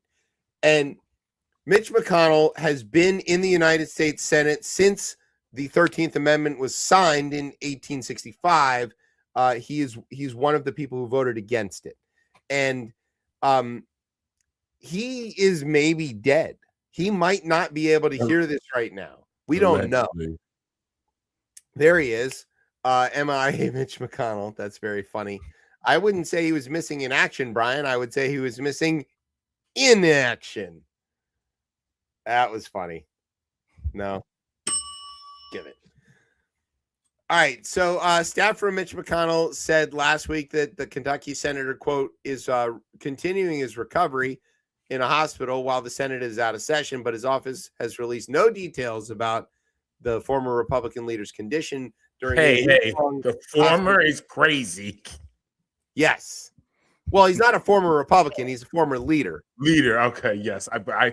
Yes, you're right. At first I feel like former, like he's not, we're really beating the dead horse. Oh, because he's from Kentucky. It's bad. Okay. So yeah, nobody knows what he's in the hospital for. He's just been there for like a month. And sometimes sometimes I vacation at the hospital. Yeah, you hang out there at the most expensive place you could imagine. It's very exclusive. And there's a problem with this. I mean, number one, it's like, where is this guy? This is kind of important. He's an important person. We need to know where he is, for basic safety and all of that kind of stuff. Who knows if his China family has taken advantage of him and gotten all the money or whatever. His wife has moved back to China, by the way. That's Hong Kong, actually. But you remember that there was a guy called Blankenship who was running for Senate in West by God, Virginia, where Mitch McConnell is not a senator. and he mostly ran ads attacking McConnell, who was, again, not from West Virginia. And he talked about McConnell's China family. And that's because his wife is of Chinese descent. Right. She's not Chinese. Right. Her father is born in Hong Kong, but she's American. But that didn't matter to Doug Blankenship, who is a guy who owned a coal mining company that caused an explosion and killed a bunch of miners. And then he went to jail for that for a little while. And then he ran for the Senate and accused Mitch McConnell of cocaine trafficking, which is why we call him Cocaine Mitch. And then his China family and a bunch of other great stuff. You should definitely go look that up. But anyway, yeah, so like she's moved away. Nobody seems to have any like contact with him. And then this like really strange thing happened that people started like demanding proof of life. Like, are you alive? Yeah. So the governor of Kentucky is a guy called Andy Beshear. He's a Democrat, and he sent this letter to McConnell, and it was only like one sentence or two sentences or something like that. And let me see if I can find it. Oh, maybe I don't have that quote in here, but it basically says like, "Are you alive? The people of Kentucky deserve to know. Love, Andy." And that was it. And it matters because like the people of Kentucky deserve representation in the Senate, and there's a problem with like the replacement, right? So Yeah. Here's the thing to just catch here we go into the minutia. You ready? This is going to be the funniest radio you've ever heard. The 17th Amendment to the U.S. Constitution. Do you know we have a Constitution? Calls for Senate vacancies to be filled by popular elections, but it allows state legislatures to empower governors to appoint an interim senator to serve through those campaigns. Most states have taken this option, according to the Congressional Research Service. Kentucky law allowed interim appointments until 2021. Right. When Mitch McConnell and other state Republican leaders persuaded the Republican-led legislature to make a change. Because that's when Andy gets into office, right? Right. Right. And they did not want Beshear to shift the partisan balance in Washington if he got the opportunity. So they see the writing on the wall. Exactly. 2021, Beshear is elected. McConnell's old as dirt. They're like, we're pretty sure he's going to die. We don't want there to get to be a Democrat appointed in his seat. And so we're going to change the law to do this. Now, Governor Andy was like, no, and he vetoed that. But don't worry, the Republicans overrode the veto. They called for a committee of the previous senator's state party to select. Their new law calls for the previous senator's state party to select 3 people from which the governor could choose. So when McConnell admits to being dead, then the Kentucky Republican Party will put 3 names up for Beshear to decide between. So ensuring that there'll be another Republican. Kentucky lawmakers changed the law again in 2024 to require a special election. The only role the governor has is to call that election. And then Beshear vetoed the 2021 and 24 changes, but Republican lawmakers overrode them. The 24 law says that Beshear shall issue a proclamation for a special vote, but it does not say when he should make the proclamation. Now, in honor of Mitch McConnell, he should never make that proclamation. And he should just hold this up for I literally was thinking the same thing. Yes, he should issue a proclamation and have Merrick Garland read it. And, and just like stand there and be like, all right, yeah, we're not But there's a larger question there, right? At that point, because I think we've talked about this many times on the show. It's like, all right, when will Democrats use the same tactics against Republicans? But then on the flip side of that, are you going back to what you said earlier, that the people of Kentucky deserve to have a representative, right? So then you're kind of in that weird, like, all right, I could just not seat them, but now we don't have a second representative. No, you fight fire with fire, and you decapitate the ability of the Republican Senate to do anything. This matters a lot, right? McConnell exists still on paper, and the margins in the Senate are razor thin. So him simply not being there changes the balance. They've got 52, not 53. It takes fewer defections. It takes fewer people in a filibuster. It's harder to reach a cloture vote by that one vote. So that all of that matters, and it matters even more in the committees on which he sits because they have now no majority. Right. They're deadlocked. So it stops everything dead in its tracks, almost as dead as Mitch McConnell. And it's going to be funny for a long time. Almost like how long Mitch McConnell's been dead. This is approaching like Rush Limbaugh status. Yeah. He's been sober for quite some time now. Very successful. Yeah. We are praying for Mitch McConnell. Whichever direction you want to take that. Got it. Yeah. So I say fight fire with fire. And see how many more Republican senators you can lose in a hospital bed for as long as possible.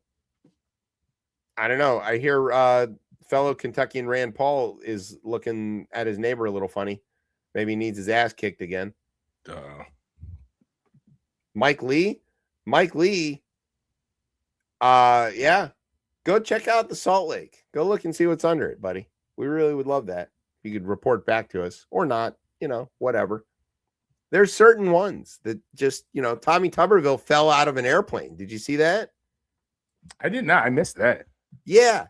After making fun of Joe Biden for falling on the stairs going up Air Force One, he got out of an airplane onto some stairs and then fell down all of them. Yeah, that happened. Brian might be able to find the video, but they call him Tommy Tumbleville now. Wow. And yeah. Also, he was doing it in Florida, where he lives, while he's running for governor in Alabama, where he doesn't live, which is illegal in Alabama, where he doesn't live. This is a great time to be alive. Let's talk about Maine, because we have to talk about Maine. So, Maine is a state. Silly. This is a silly story. It's a silly story. Maine is a state. It only recently became a state. It used to be a part of Massachusetts until like about 10 minutes ago. And it has a population of 17 people now. And they don't speak English there because they're from Maine and nobody can understand them. That's all true. Also, despite it being in New England, Maine is like one of the most rural states in the country. It's also really poor, relatively speaking. There's a lot of these schools that have less than 100 kids in them and stuff like that, where there's one guy who's the fire chief and the mayor and also works in the post office and stuff. It's just a lot of really little tiny towns, and it's a very blue collar place for the most part. And Mainers they're tough people. They live in a harsh environment. The weather sucks. They have a fifth season called Mud. Where everything melts. That's true. And they just have mud everywhere where the snow used to be in. And it's also beautiful. If you've ever been in Maine or near Maine, you can appreciate the just endless beauty of the place. So it's a lot of stuff. But here's what happened. They have a senator called Susan Collins, who herself is a young 83 years old. And she is 10 terms. How many terms is she? No, she's 6 terms. I think 10 would be crazy. Sorry, I'm thinking of the Congress. Strom Thurmond. Yeah. Strom Thurmond. She's up there though. She's 6 terms. That's 36 years, if anybody's counting. She's been a senator longer than a lot of people have been alive, and she has mastered the art of equivocation. She doesn't do anything ever. Her major contribution is being concerned about things. That's what she does. She issues a statement in where she says, I'm concerned about this, but she never does anything about it. She doesn't vote against things. She still votes with Trump all the time and then says she's concerned about him. She gave Brett Kavanaugh his seat. Great person. And she's not super popular in Maine. She's popular enough, but not very. So the Democrats saw this as an opportunity, and they had basically two candidates to choose from. They had more, but two rose to the top. One was the current governor. Her name is Janet Mills. She's 79, by the way. And then the other person was this guy called Graham Plattner. And he's a former Marine. He's an oyster farmer. I think he worked at a brewery for a long time. Axios reported either today or yesterday that this oyster farmer shit might not really be the he said he makes very little money off of that. And we've been they basically were saying that because they basically were saying, as we have too, almost like we've been misreporting this a little bit. He's not he's not to say he's never did oyster farming, but it's not his main source of income. It's not his main no gig. No pun intended. It's not. Hilarious source. Yes. Okay. So yeah, maybe he's an oyster farmer, maybe he's not. But his major appeal to the people is that he is a blue collar kind of guy. Plain talking American. Plain talking. He is very plain spoken. He is but he's preaching very progressive things. He's talking about Medicare for all. He's talking about sensible domestic policy in terms of taxation. He wants to make the billionaires pay their fair share.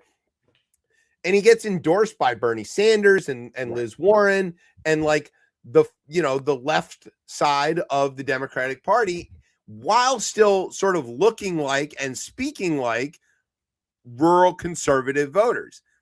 We have talked about on this show a lot of times that the Democrats' path to success in some of these areas where it's purple is to stop running nerds. You've got to run people who look like and sound like the people who they need to vote for them.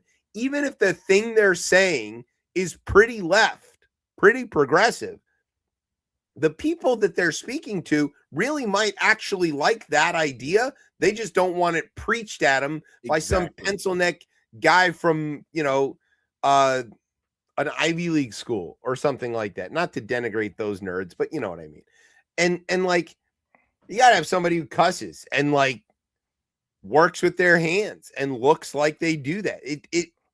It's why guys like Gallego are able to win. It's why Plattner was so successful here. And so they go to the primary and he absolutely trounces Mills. He's got way more money. Everybody's invested in him, and he's just racking up interest. And so many people come out to vote for him in Maine. Okay, it's 150,000 people, which is a lot in Maine. Yeah, but they came out. Yeah, when I tell you the population of Maine is tiny, it's tiny. Okay, that's a huge percentage. But the whole time, through this campaign, there's been we've seen the sparks, and because even from the beginning of this, you would see online and this is coming from the progressive side, right? As well. Yeah. Because people are saying, oh, well, Nazi tattoo or perceived Nazi tattoo. And it's all right.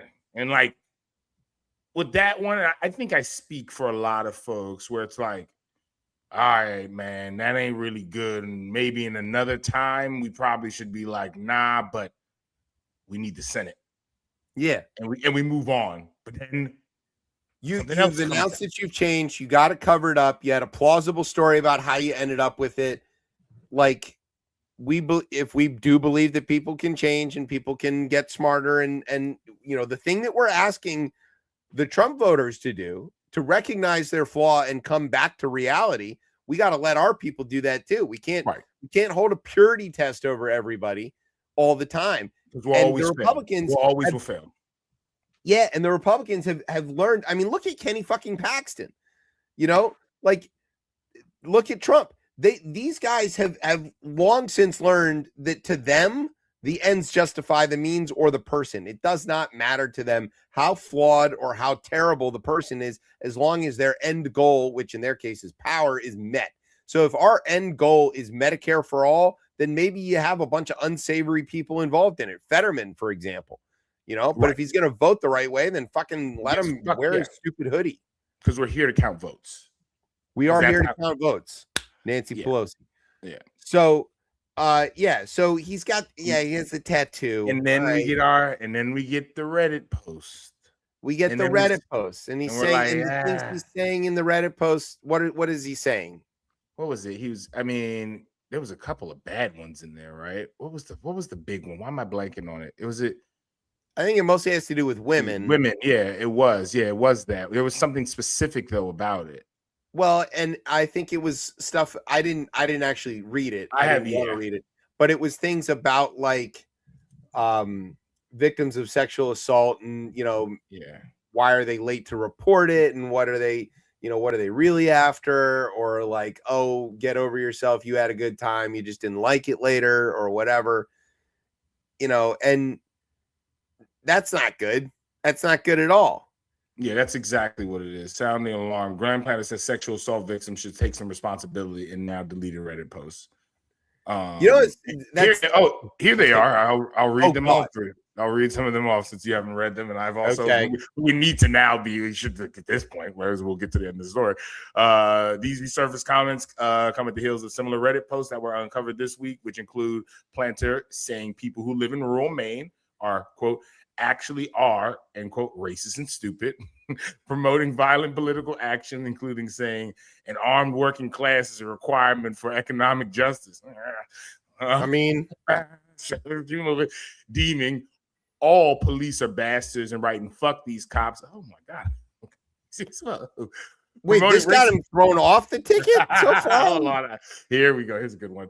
Promoting racist stereotypes, questioning why don't black people tip, end quote. Okay. There it is. I was building you up to bring it right back down. Using slurs and telling people to go fuck off and die when asked about a recent vote against a power line in Maine. What? But again, I tip well. But I didn't get all my bartenders because actually there's a whole science into actually getting, there's a lot of return on investment if you tip well. You can actually pay a lot less. Yeah. I'm not here to give that sermon right now. But even with that, all right, cool. You know what? Outside the like women, the victim blaming shit there, that one there obviously isn't cool. And you kind of start like, hey, hold on. And then it's like, but we need to win. We need to win. The path to winning the Senate is not really possible unless we can get Susan Collins out of there. It's very slim to do. So like at this point, here. We're still there. In the saga, we're still in, right? We're like, all right, this isn't great, but again, it was a long time ago. Maybe he's reflected on that. Obviously, stuff that I said in my 20s is not who I am now.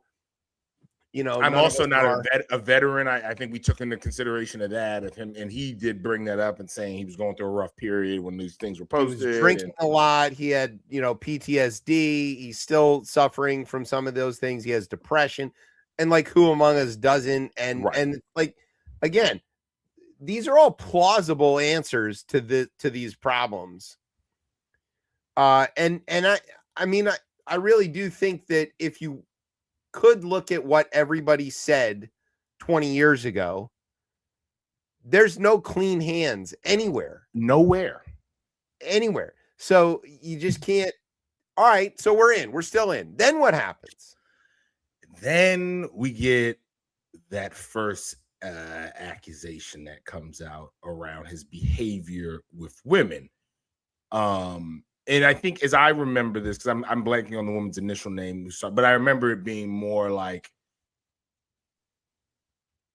he obviously was in a sense to be drinking a lot, but like, and not that it was full on domestic like abuse yet, I but think it they was just called it intimidation. Intimidation that's exactly what it was. And it was like, and like I remember listening, like, because like I think it was one of the first initial daily story that they posted on this.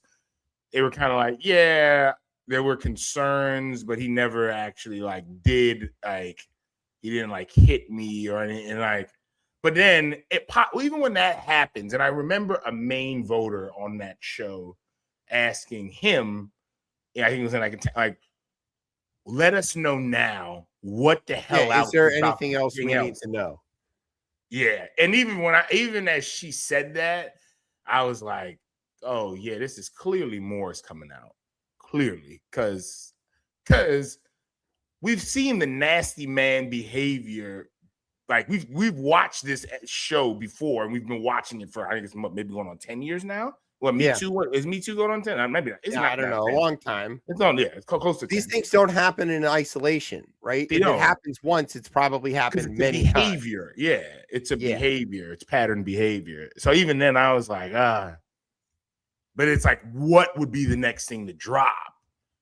And the next thing that dropped was like, oh yeah, this is over with because a rape accusation. Well, and then it got even worse, right? And then the condom removal is stuff, crazy. And it gets even more complicated by the fact that one of the victims of these acts is a conservative activist. Yes, yeah, that I'm blanking. Yes, yep. And so people are like questioning the veracity of her claims, saying, are you really saying these things, or are you just doing it to damage him because you're trying to, keep the Senate? We are at such a partisan place in this country that we can't have even these kind of conversations without people being skeptical of the motives of people when they say things like this. It's very, very precarious to the e pluribus unum part of our union, right? That there aren't of many one, there are of many manys, so yeah, those accusations come out, and the pressure becomes too much, and the main Democratic Party and everybody else is like, you got to get out. And there's this like nick of time aspect to it, because if he gets out and files the paperwork by like Monday, then they can replace him on the ballot. Right. And he announced today or yesterday that he was going to drop, but that he wants the movement to continue. I think you've done something with your mic and it's made some noise when you moved it. I don't know if it's there. You go. I don't know. Is that better? Yeah, perfect. Yes. Okay. Sure. So he says that he wants to, the movement needs to continue, and he's going to drop out, but he hasn't signed the paperwork yet.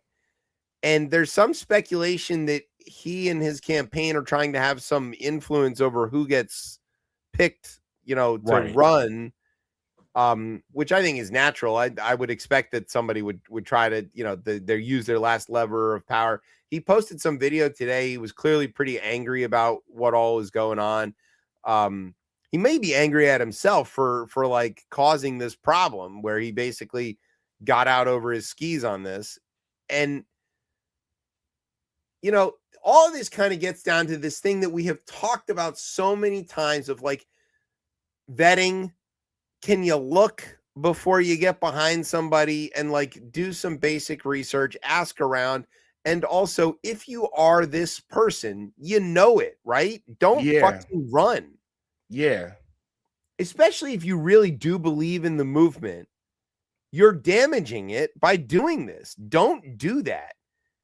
And thirdly, surely we can find, I know Maine's a small state, but surely we can find another decent, progressive, smart, well-spoken, plain-spoken, blue-collar individual who can run as good a campaign. Because Maine voters want what he was selling. It's clear as day. It's clear as day that they want that. And I think I just feel very bad for them and anybody who supported him, because you thought you were supporting change, and unfortunately, he will not be that change. And I get to remember as well too, Kamala Harris won Maine. She did.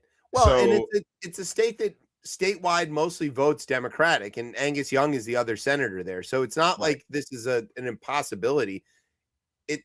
Collins has made a career of, like we said, doing nothing, and she doesn't. and they're fed up. And I think the one thing he has done is he's painted that picture that more could be done. Right. Because what she doesn't do is bring home the bacon. Right. And exactly. What she has made a career of is keeping out of trouble, but also she doesn't deliver for anybody in Maine. Like there's no signature projects or bridges or anything, named after her. And that's your number one job as a senator is to bring home federal money to your state. I don't care who you are, what party you are. That's your job. That's why everything in West by God is named Robert Byrd something. Yeah. That's his job. That was his job. I'm just wondering, like, why is it that we can't, like, the Republicans, fine. They can't run clean candidates because they don't care. It's a dirty party. They're a dirty party. We don't need to be that, though. And, like, again, this is an example of, like, we can't let these purity tests stop us because there's so many of those already. Right. And we're like, oh, well, you didn't fight against this ban against trans caterpillars that one time. It's like, okay, guys, come on. Like, we don't have to be 100% perfect all the time. I'm not 100% perfect all the time. But you know what? I'm not a sexual assault committer or anything like that. Like, this can't be that hard to find somebody else who isn't that. Tez, you and I were pretty notorious for the Hop Slam, right? Yeah. We like the beers. We like to hang out and do that. I'm not going to chalk it up to drinking, buddy, because whatever Plattner's issues are, like, I drink plenty. I don't do that. I've never done that. Yeah. It's not a problem for me. So I don't blame it on the alcohol. It's blame that on you're just a rapist, but then also, you're able to contain it for a while, I guess. Or blame it on the alcohol because alcohol is showing the true person you really are. Yeah, right. Okay, but don't blame the alcohol for being that person. Yeah, exactly. It didn't make you that. You were that. Yeah. I know we can't say Bill Cosby jokes anymore, but one of the things that he used to say is he would ask, like, why do you do drugs? And the guy says, oh, well, it intensifies your personality. And he goes, what if your personality is an asshole? And it's like, well, it turns out Bill's personality was worse. But yeah, I mean, okay. So when I drink, I become more this. It's probably annoying as fuck for everybody around me, but Tez watches even more baseball when he drinks beer. I do. And reads even more books. People have definitely caught me sitting at a bar reading. Fucking nerd. So why can't we find people like you to run? Like, how hard can that be? I know why we can't find people like you in Maine for very obvious reasons. But there's not a lot of Cubans in Maine. But what are we doing here? So Plattner's got to go. We got to find somebody else. Are we grab finding one of the somebody oysters, paint a face on it? I don't know if we're fine. I don't think we're going to find somebody else. I think he might end up being the damn on the ballot. I think he's got to sign the paper. We've got a few days. I don't think he signs this. I don't think. Why? I don't know. I think he then it's guaranteed loss because you can't get the money. This is all about funding, and no one's going to fund this anymore. The thing I'm always so worried about with these things is that, like, you get one of these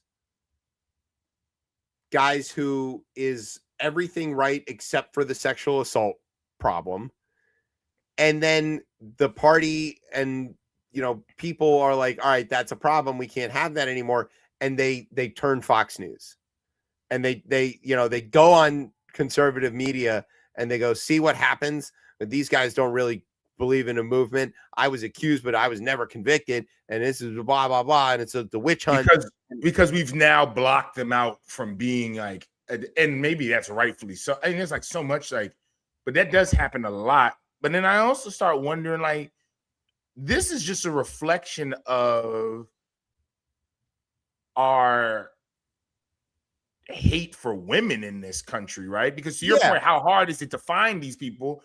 It maybe is really hard because the way women, the way that sexual assault is unreported, but if you've talked to almost any woman you've ever been involved with, most of them have stories of this. Sure. At some point, that lets me know that maybe there aren't men. Maybe there is. It's very hard to find men that have not done this. Maybe. I think we're looking at this through our prism, and we have this off. I think we're off on this. I think it actually might be very difficult to do that based on how often this happens. That's really heartbreaking if that's true.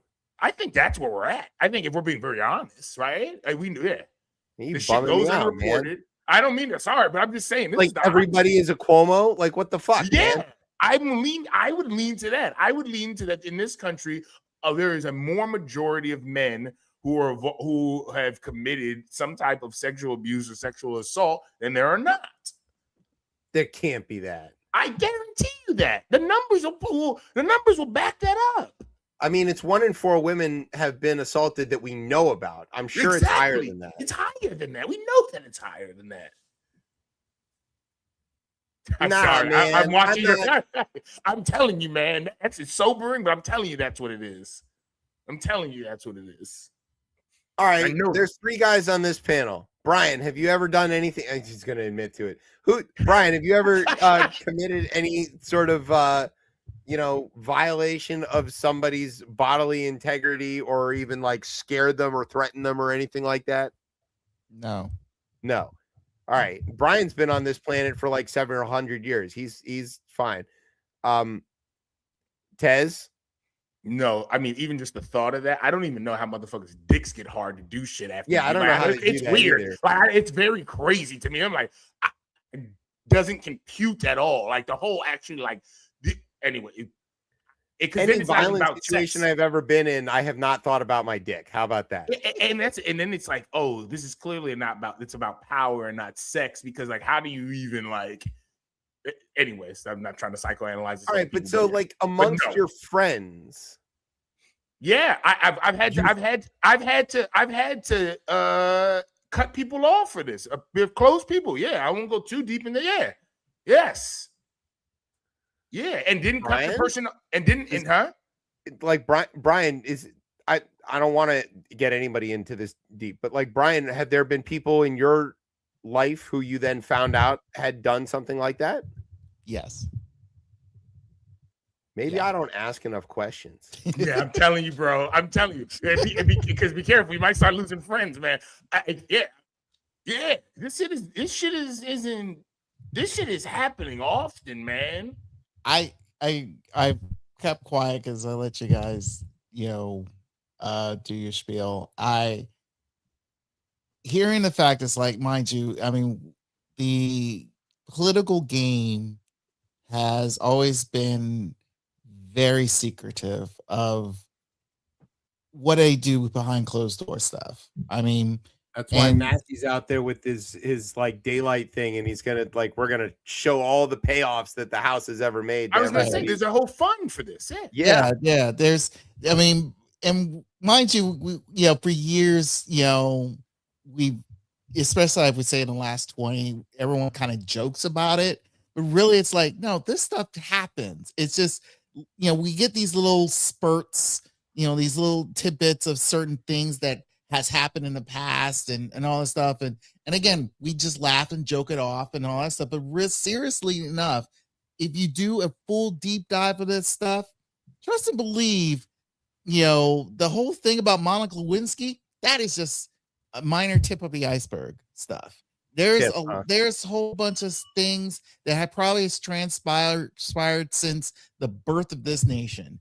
And it's just the fact that it's just now, since everybody's recording and over documenting certain things, and they want to expose this. I think when it comes to political candidates, and especially the male ones and the white male ones, they're going to be the most hurt. And that's why a lot of them, you, especially on the Republican side, you feel like, it's like, oh, he's a man's man. He's doing this. He can get through. He it's can like handle standard Republican operating procedure. Right. When it comes to the Democratic side, I think it's a tough task because of the fact that, you want to be the opposite of of a Republican person, mainly a Republican man. And when you hear the fact of like certain allegations happening to it, like former presidential candidate Kerry, and when his stuff came out, it killed him. It killed his Not Kerry. political What Edwards, right? Yeah, Edwards. Edwards, I'm Yeah, sorry. Edwards. Yeah, don't take out John Kerry. Like, Yeah, John Kerry didn't do nothing. yeah. Well, we don't know though. He's a white man. We don't know. Yeah. Yeah, so like is the impunity of white men in America so strong that they just all, even if they don't vote and don't like Swalwell. I mean, like that's what And they'll flip that too and be like, "This is attack on men." Like this is how it's I mean, it's so stupid. But it's the same thing with race in this country now. That it's like it's flipped. That it's like it's a reverse racism. Like it's almost like they're saying which reverse sexism because now we're calling out that like, hey, you can't fucking force yourself on women. I mean, we just gave these women the right to vote like 2 seconds ago. All right, we don't like women in this country. Okay, it's clear. You don't like them. Men don't like women in this country. I swear. Yeah, but adding on to that and adding on to what Chip said, I really think that the unfortunate thing is that with the Democratic Party, it is pretty much its founding, or its, I wouldn't say founding, it's more of its massive progressive push has been mainly by women, both white, black, Asian, Hispanic. It's been women because of the fact is like they view how since Kennedy, it is the viewpoint of where this country needs to be in a more, diplomatically, democratic situations and things of that nature. A man, especially a white man, cannot handle. And I feel like that's the sad thing of how Hillary and Kamala lost these things because for whatever reason, the mindset of a majority of these Americans who voted for that knucklehead orange peel twice realize the fact is like, look, he does not view the way a actual woman would, because majority, if you look how the world has become now in the political schemes, you're seeing more and more women in top positions. That's why he can't handle it. That's why Putin can't handle it. And that's why Netanyahu can't handle it. Because most of these women are like, we ain't down with this shit because they're going to mother them. And that's what they get. In a way, I really think in this day and age, in this political scheme, you need a mother to come in and lay down the law on a lot of things. I'm fully there with you on that as well, too. Yeah, I think Brian's right. Because I think all the things that the stereotypes that we throw at women around why you wouldn't want them in political office is actually the complete opposite. I think about how we address things, whether it's war, climate, everything you accuse, like they'll be right. Like, I think they actually are better positioned to solve those issues than men are. Like just in general, I think especially to drive like what a strategy would look like to do it.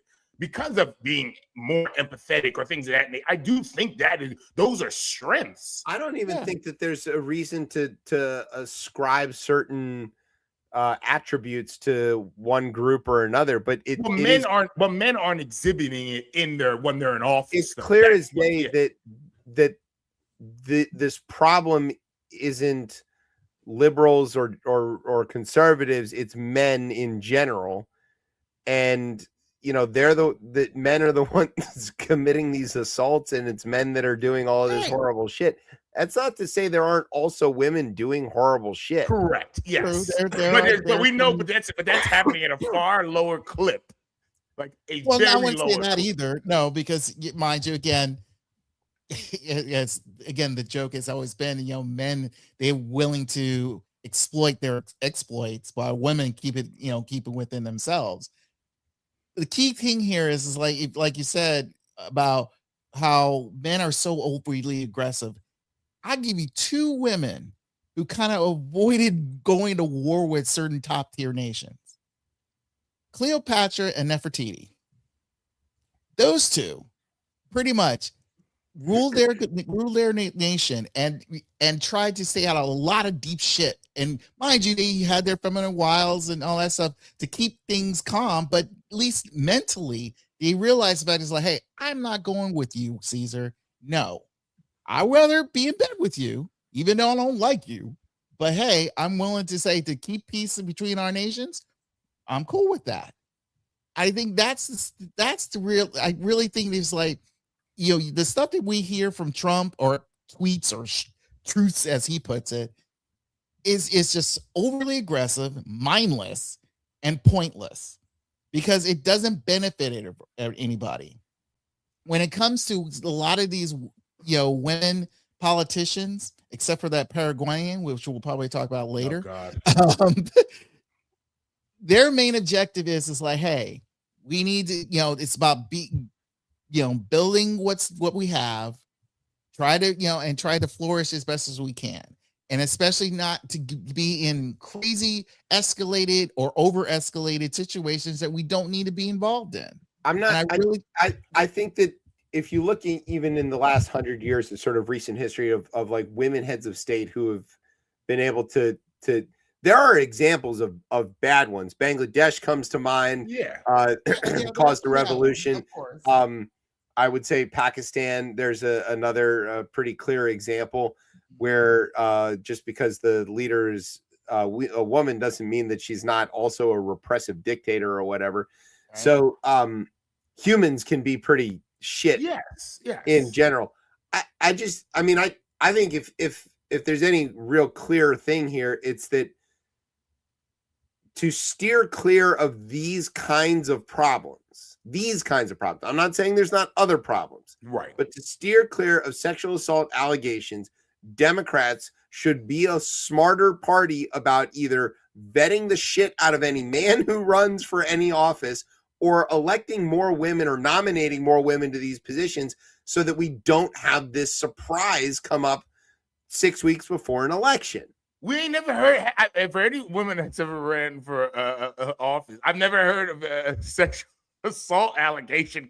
Maybe it's out there. I've just never heard of it. Okay. What we've heard about is things like Kristi Noem and what she did at DHS, and stuff. We heard about DeReamer and Department of Labor and what she was doing, right, with stuff. It's not that it doesn't happen, but that it seems to me that like you could avoid this story by nominating more women. I really, and what problem like isn't solved there? Can women speak just as plainly about the issues? Surely they can. Can they be as exciting and energizing to a crowd? Surely they can. So like, there's no downside to it. Just avoid the problem. Like that. That's it. Democrats fucking nominate more women. We don't have this problem. I'm not saying that there's not other problems. There are other problems. Yeah. There can be other problems. There can be rampant corruption. There can be all kinds of other things, right? But that could be anybody. What you're not going to get is sexual assault. Probably not, or at least less. All right, let's talk about other stuff because there is like one other big thing that we need to talk about that happened locally, which is that these what do they call Patriot Front, right? Is that the name of them? Front, yeah. Yep. So one of the things about living in DC is that occasionally you got to deal with like the Klan just showing up, and you also have to sort of like quietly let them do it because they have a First Amendment right to assemble as long as they're peaceful and don't do anything stupid. I guess you got to let them be there. You do. Yeah. Yes. Yeah. Yeah. So what happened was several hundred, I think what's the term they like? Virgins, assembled here in DC. They rode the metro from New Carrollton to Union Station. Did they pay? Yes. And as a matter of fact, what they did with they had there's video of them collecting up their smart chip cards afterwards, so they couldn't be traced. So like they all, you can't use a fare card anymore, right? So you have to have the smart trip card, and that's a little more traceable because it's tied to credit cards or whatever else. So they bought all these things with whoever like their quartermaster is. So there's this video of the guy standing there at the New Carrollton Metro with the little bag, and as these guys scan and go through the gates, then they walk up to him and drop their card in the bag and walk off to their next, like to the trucks that they arrived in. So they like to travel in rented U-Hauls in the back of the U-Hauls, much like the Mexicans they like to deport. And they call them Mexicans. And they also love to wear these masks that they definitely said were killing them during COVID. And then they wear the aviator sunglasses, and then they've got khaki hats and khaki pants and blue shirts. They look like what happens if a Blockbuster employee got a face mask and a bad attitude. And so they descend on Union Station and they march around with their Confederate flags and stuff, which again is very unsettling for everybody. And there's this great photo. You're a loser. You're an actual loser. Yeah, they're actually parading around with the flag of a loser if you are running around a Confederate flag. It's a little like being a Cleveland Browns fan. It's like, you're not going to win. You haven't won. You're just they also cover their face. Yeah, they use the paper bags. Remember, that's their whole thing. So, and then there's this like iconic photo now of this poor woman sitting on the metro surrounded by these idiots. And she's this like just sitting. I guess she was on her way to work or something like that. And here come all of the Klan, and she's black, and they're all in there, and like they have to behave themselves, right? And they're probably like also polite in their like general interactions. Exactly. Yeah. It's all performance. Like when they don't have their masks on and they're not like marching with their buddies, they carry on. They're in like polite society, acting like normal people. So like these could be people, and everyone's like, well, where are the cops? And like, well, they're there. They're wearing the masks. And that's why you can't see them. What are we supposed to do about this? I think you allow it. Yeah, as long as it stays peaceful, they have the right to assemble as everybody else does. And but that's it. I don't like it, but I also don't like running down, like if I'm on friggin' F Street or some shit, running errands downtown, and I gotta see a bus of friggin' kids that come out with MAGA hats on that I also believe is just basically a different Confederate flag. But what am I supposed to do? You're allowed to do that. Cool. I guess so. I don't know. You are. Okay, so the answer to that is, in general, I fucking hate all the tourist buses. They like fuck up my life. Like they are the worst. They make my commute twice as long. And they're all here to like go to the museums that they hate or something. Like, go away. Yeah. Go take a tour to Nebraska with the other white people. God, inside of me, I'm just like, but the tourist money, it's a budget deficit right now, guys. Yeah, we'll take your money. It's not looking good going into next year, fiscal year. It's like we might need these people to spend a little more money here. Like, they ain't spending no goddamn money. They're going to the Smithsonian. That's free. They gotta eat. Going to the zoo. That's free. They gotta eat. Yeah, that's true. They do gotta pay to eat. Man, they spend money on Metro. Yeah, that kinda. They're riding in their buses. They're not Metro. Well, they are. They do fuck up the Metro too. There'd be like a gang of them getting off the train, not knowing how to operate it and stuff like that, and they like jam up, getting in and out. Yeah, they stand to the left. Fucking escalafters. That should be legal. You should be allowed to stab people who stand on the left. They stopped. No, if Brian, here's your cause. You want to make Metro great again? That's what you do. You allow vigilante justice on escalafters. If you want to stand on the escalator, it's fine. There's a whole right side of the escalator for you to do that shit. Get the fuck out of my way. I'm walking. The following comments that we expressed today are not expressed jointly by those of Chip Chat, Tortez, or Brian Whiteman Live. Thank you. I appreciate that. I do not endorse that statement or some of those headlines. Cowards. That's fine. Cowards. All right, so we have to just let the clan do the things. Is it right to like laugh at them and point and stuff? You're allowed to do that. Yeah, you're allowed to do that. Yeah. What if you can antagonize them into like taking a swing and then you know clobber them? Is that cool? I mean, there was a lot of them. There was a lot of them, more than usual. Lot. Usually they're in like 10 or 15. It was a lot. Like a couple hundred. So you could do that, but I mean, make sure you have your reinforcements ready to go. I don't know how many of those guys are real fighters, but you know. Well, you know, they wasn't on the green line. That's what I'm saying. So right. And come up to Columbia Heights and try that shit. The coalition of black, brown, progressive. That's what I'm saying. Columbia Heights, black, brown, and gay. That'd be a great. Could be protesting in Shaw and get your ass kicked by 3 different groups of people all at once. Yeah, that'd be fucking insane. Actually, that'd be great. Yeah, come on. They're allowed to do that though. They're allowed to do this. Pansy ass Klansmen. All right, let's talk very briefly about FIFA.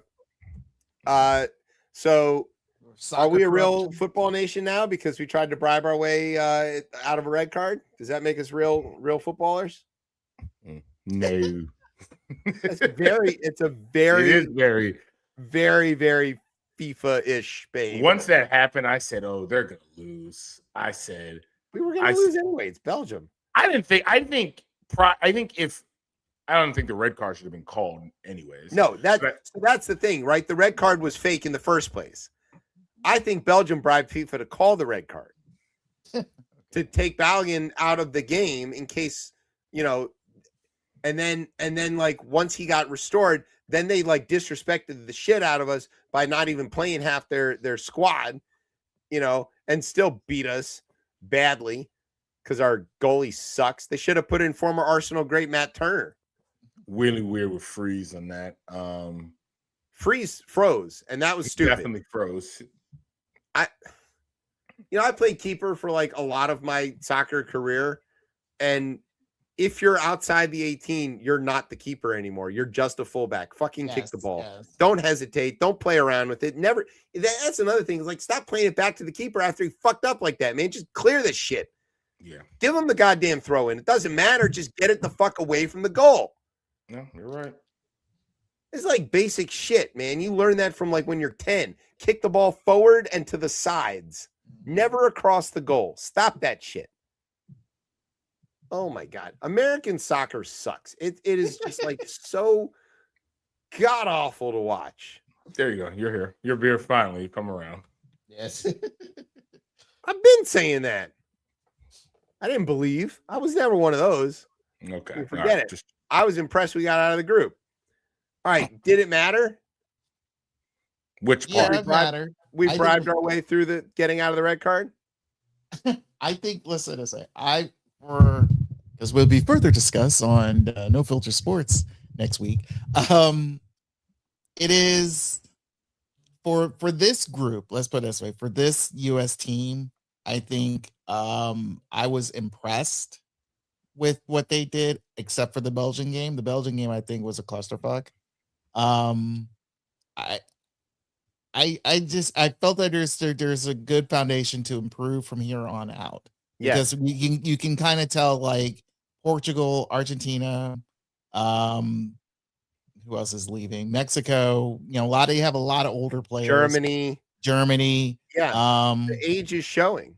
Yeah, the age is showing. And I think for, you know, my main thing, especially for the last three World Cups, the US team was we had good players, but we never had an actual decent team. And I think this was a decent team to have and to support and to build from. And I think with this good young group of players and Pulisic being, you know, the head guy, I'm cool with this. I feel like there's something to build from here. My main concern or main thing is I wish it wasn't here. And it's not just because of traffic or anything else. I just felt like it is the political climate and a president that just wants to be in front of everything because he was like that last year with the Club World Cup. I didn't want that. I don't want that presentation. I wish it was in Mexico by itself or Canada by itself, not here. I think we overexposed our hand by taking advantage of certain things, and that red card situation exposed that. We already know FIFA's fucked up. We already know FIFA's corrupt. So, but this, having the US be involved, because we were always known as like, hey, we'll just play the game and fight through all this stuff. What Trump did and put his damn small hands into this shit screwed everything. Yeah, everything with him has to. I mean, he ruins literally everything he touches. So he gets involved in U.S. men's team, we fucking lose. I take Carly Lloyd's point also that Pulisic really needed to have stepped up and been a bigger factor in this whole tournament. He was not a factor in this tournament. And the way it ended in that damn match, like, does he not get booed the next time he plays in friggin' United States? I don't know what his deal is, that like he's such a good club player and then he's just such a disappointment at the national level. I almost feel like he can't be. You either got to be like exceptionally excellent, or you have to be interesting, and he is neither to me. He's neither. He's almost forgettable until you are reminded by the announcers, oh yeah, that's Christian Pulisic. Like there's nothing. He's not the Flash. He's not interesting. He's not fun. He's not creative. He's terrible at media. He's bad at media, and the goals that he scores in club games are sometimes really spectacular. I'm not going to say they're not, but he just doesn't seem to bring that same intensity to the national team when he's here. And I don't know if it's just a factor of not spending enough time together or what, but he just doesn't look like he does when he's playing in Italy or England or wherever. Well, that's what like a lot of the American players who come to this team. I mean, like I said, like you can go back to, the Donovan era or even before that. A lot of these guys, full well, they played overseas. And once they get together, it's kind of like, okay, I got to work with this dude and all that stuff. And I know that part of it's kind of hard. And the other countries still have that problem too. But if you look at the level of intensity with which, like, some of the other big stars, how they behave on their club teams and then how they behave on the national team, and obviously Messi and Mbappe or whatever, like that's the thing. But just the level of try hard, that's the difference. Is you see that they can do it. Tyler Adams tries really hard everywhere he is, right? That guy is like, he burns a candle at all ends all the time. Like Gio Reyna, like, could not care less about the U.S. team. It just seems so obvious that Pepe doesn't care about this fucking team. There's no urgency. They don't play with any push. And even the games that we won, like it just didn't, it's kind of like the first game they looked like they cared and like they were here. That looked like a different team to me. But then the rest of the games didn't look like that. Yeah. It's just I don't know, it's disappointing. The last part about this is 14th Amendment on Flo, right? He's not an American soccer player unless the 14th Amendment works, and here's Trump trying to get him deported and get his red card suspended at the same time. How do we handle that? It's just off of this damn beep of bullshit. It's just like, what's the cognitive dissonance level of something like that? It's just a crazy timeline we're in. It's that. It just is that. If you interview Flo Balogun, he doesn't sound American. At all. At all. He sounds as British as Tez. All right. Well, the most important thing is that Jordan Pickford's still in, and he's going to be great. And he looked good. He looked good. Well, everybody's like, man, Pickford's, amazing at saving these crazy shots. I'm like, yeah, he's used to it because his defense never fucking helps him. And so he always has to do everything. And then everyone's like, he yells at his players a lot. I'm like, right, because he's used to his defense never fucking helping him. If I had $1 for every time I was yelling at Tarkovsky or Mikolenko to like actually get back on D, I would be so rich right now. It's so fucking frustrating, but whatever. All right, that's it. It's an early show tonight. We finished early. Yeah, we've come to the end of the show. Wow. We want to say thank you to our radio partners, the Black Panthers, the People's Party, and Occupy Wall Street. Want to say thank you to NOTN for keeping us on for another week. Brian Slow on the graphics. Nobody cares. Let's see. Who else we want to thank? Oh, thanks to our home on the interwebs. There's NOTN. Thanks to our home on the interwebs, coplaymedia.com. And thanks, as always, to our family here at Beltway and Rip Radio, making us out as smooth as most followers haircuts. All right, where can everybody find you on the socials? You can find me on Blue Sky at DC Cortez.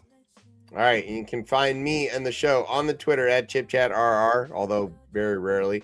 And you can find the show on Facebook or Instagram at RipChipChat. And you can, of course, find me on the Blue Sky at Chef Chip. And you can find us every Thursday night at 9:30 here on Beltway Radio. Next week, our guest is Jason Samenow of the Capital Weather Gang, or Capital Weather, the new CapitalWeather.com. So having respun themselves back out of the Post, we're going to talk to them about that whole story. It's probably going to be the whole show. It's going to be amazing. Right. It's very inside DC, but it's going to be really cool. I got a lot of weather questions to ask. It's going to be amazing. I'm hoping that he can hook me up with the control device that I'm supposed to get from my bar mitzvah present. So, yeah, we're going to have a great time. So tune in next week. Jason Samenow is going to be on. It's going to be really cool. And yeah, that's the show. Brian's in the background plotting his revenge against the Klan on the Metro. I don't know how he's going to do that. And Tez is thinking of more Viagra jokes. And I'm Chip.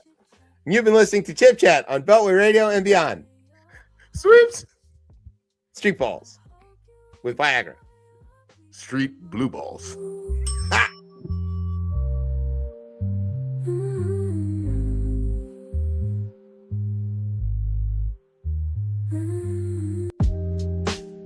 Chip Chat Radio. We got so much, so give you the news in case you didn't know. Keep the public well informed of the topic. Sometimes the news today is hard to process. That's why Chip and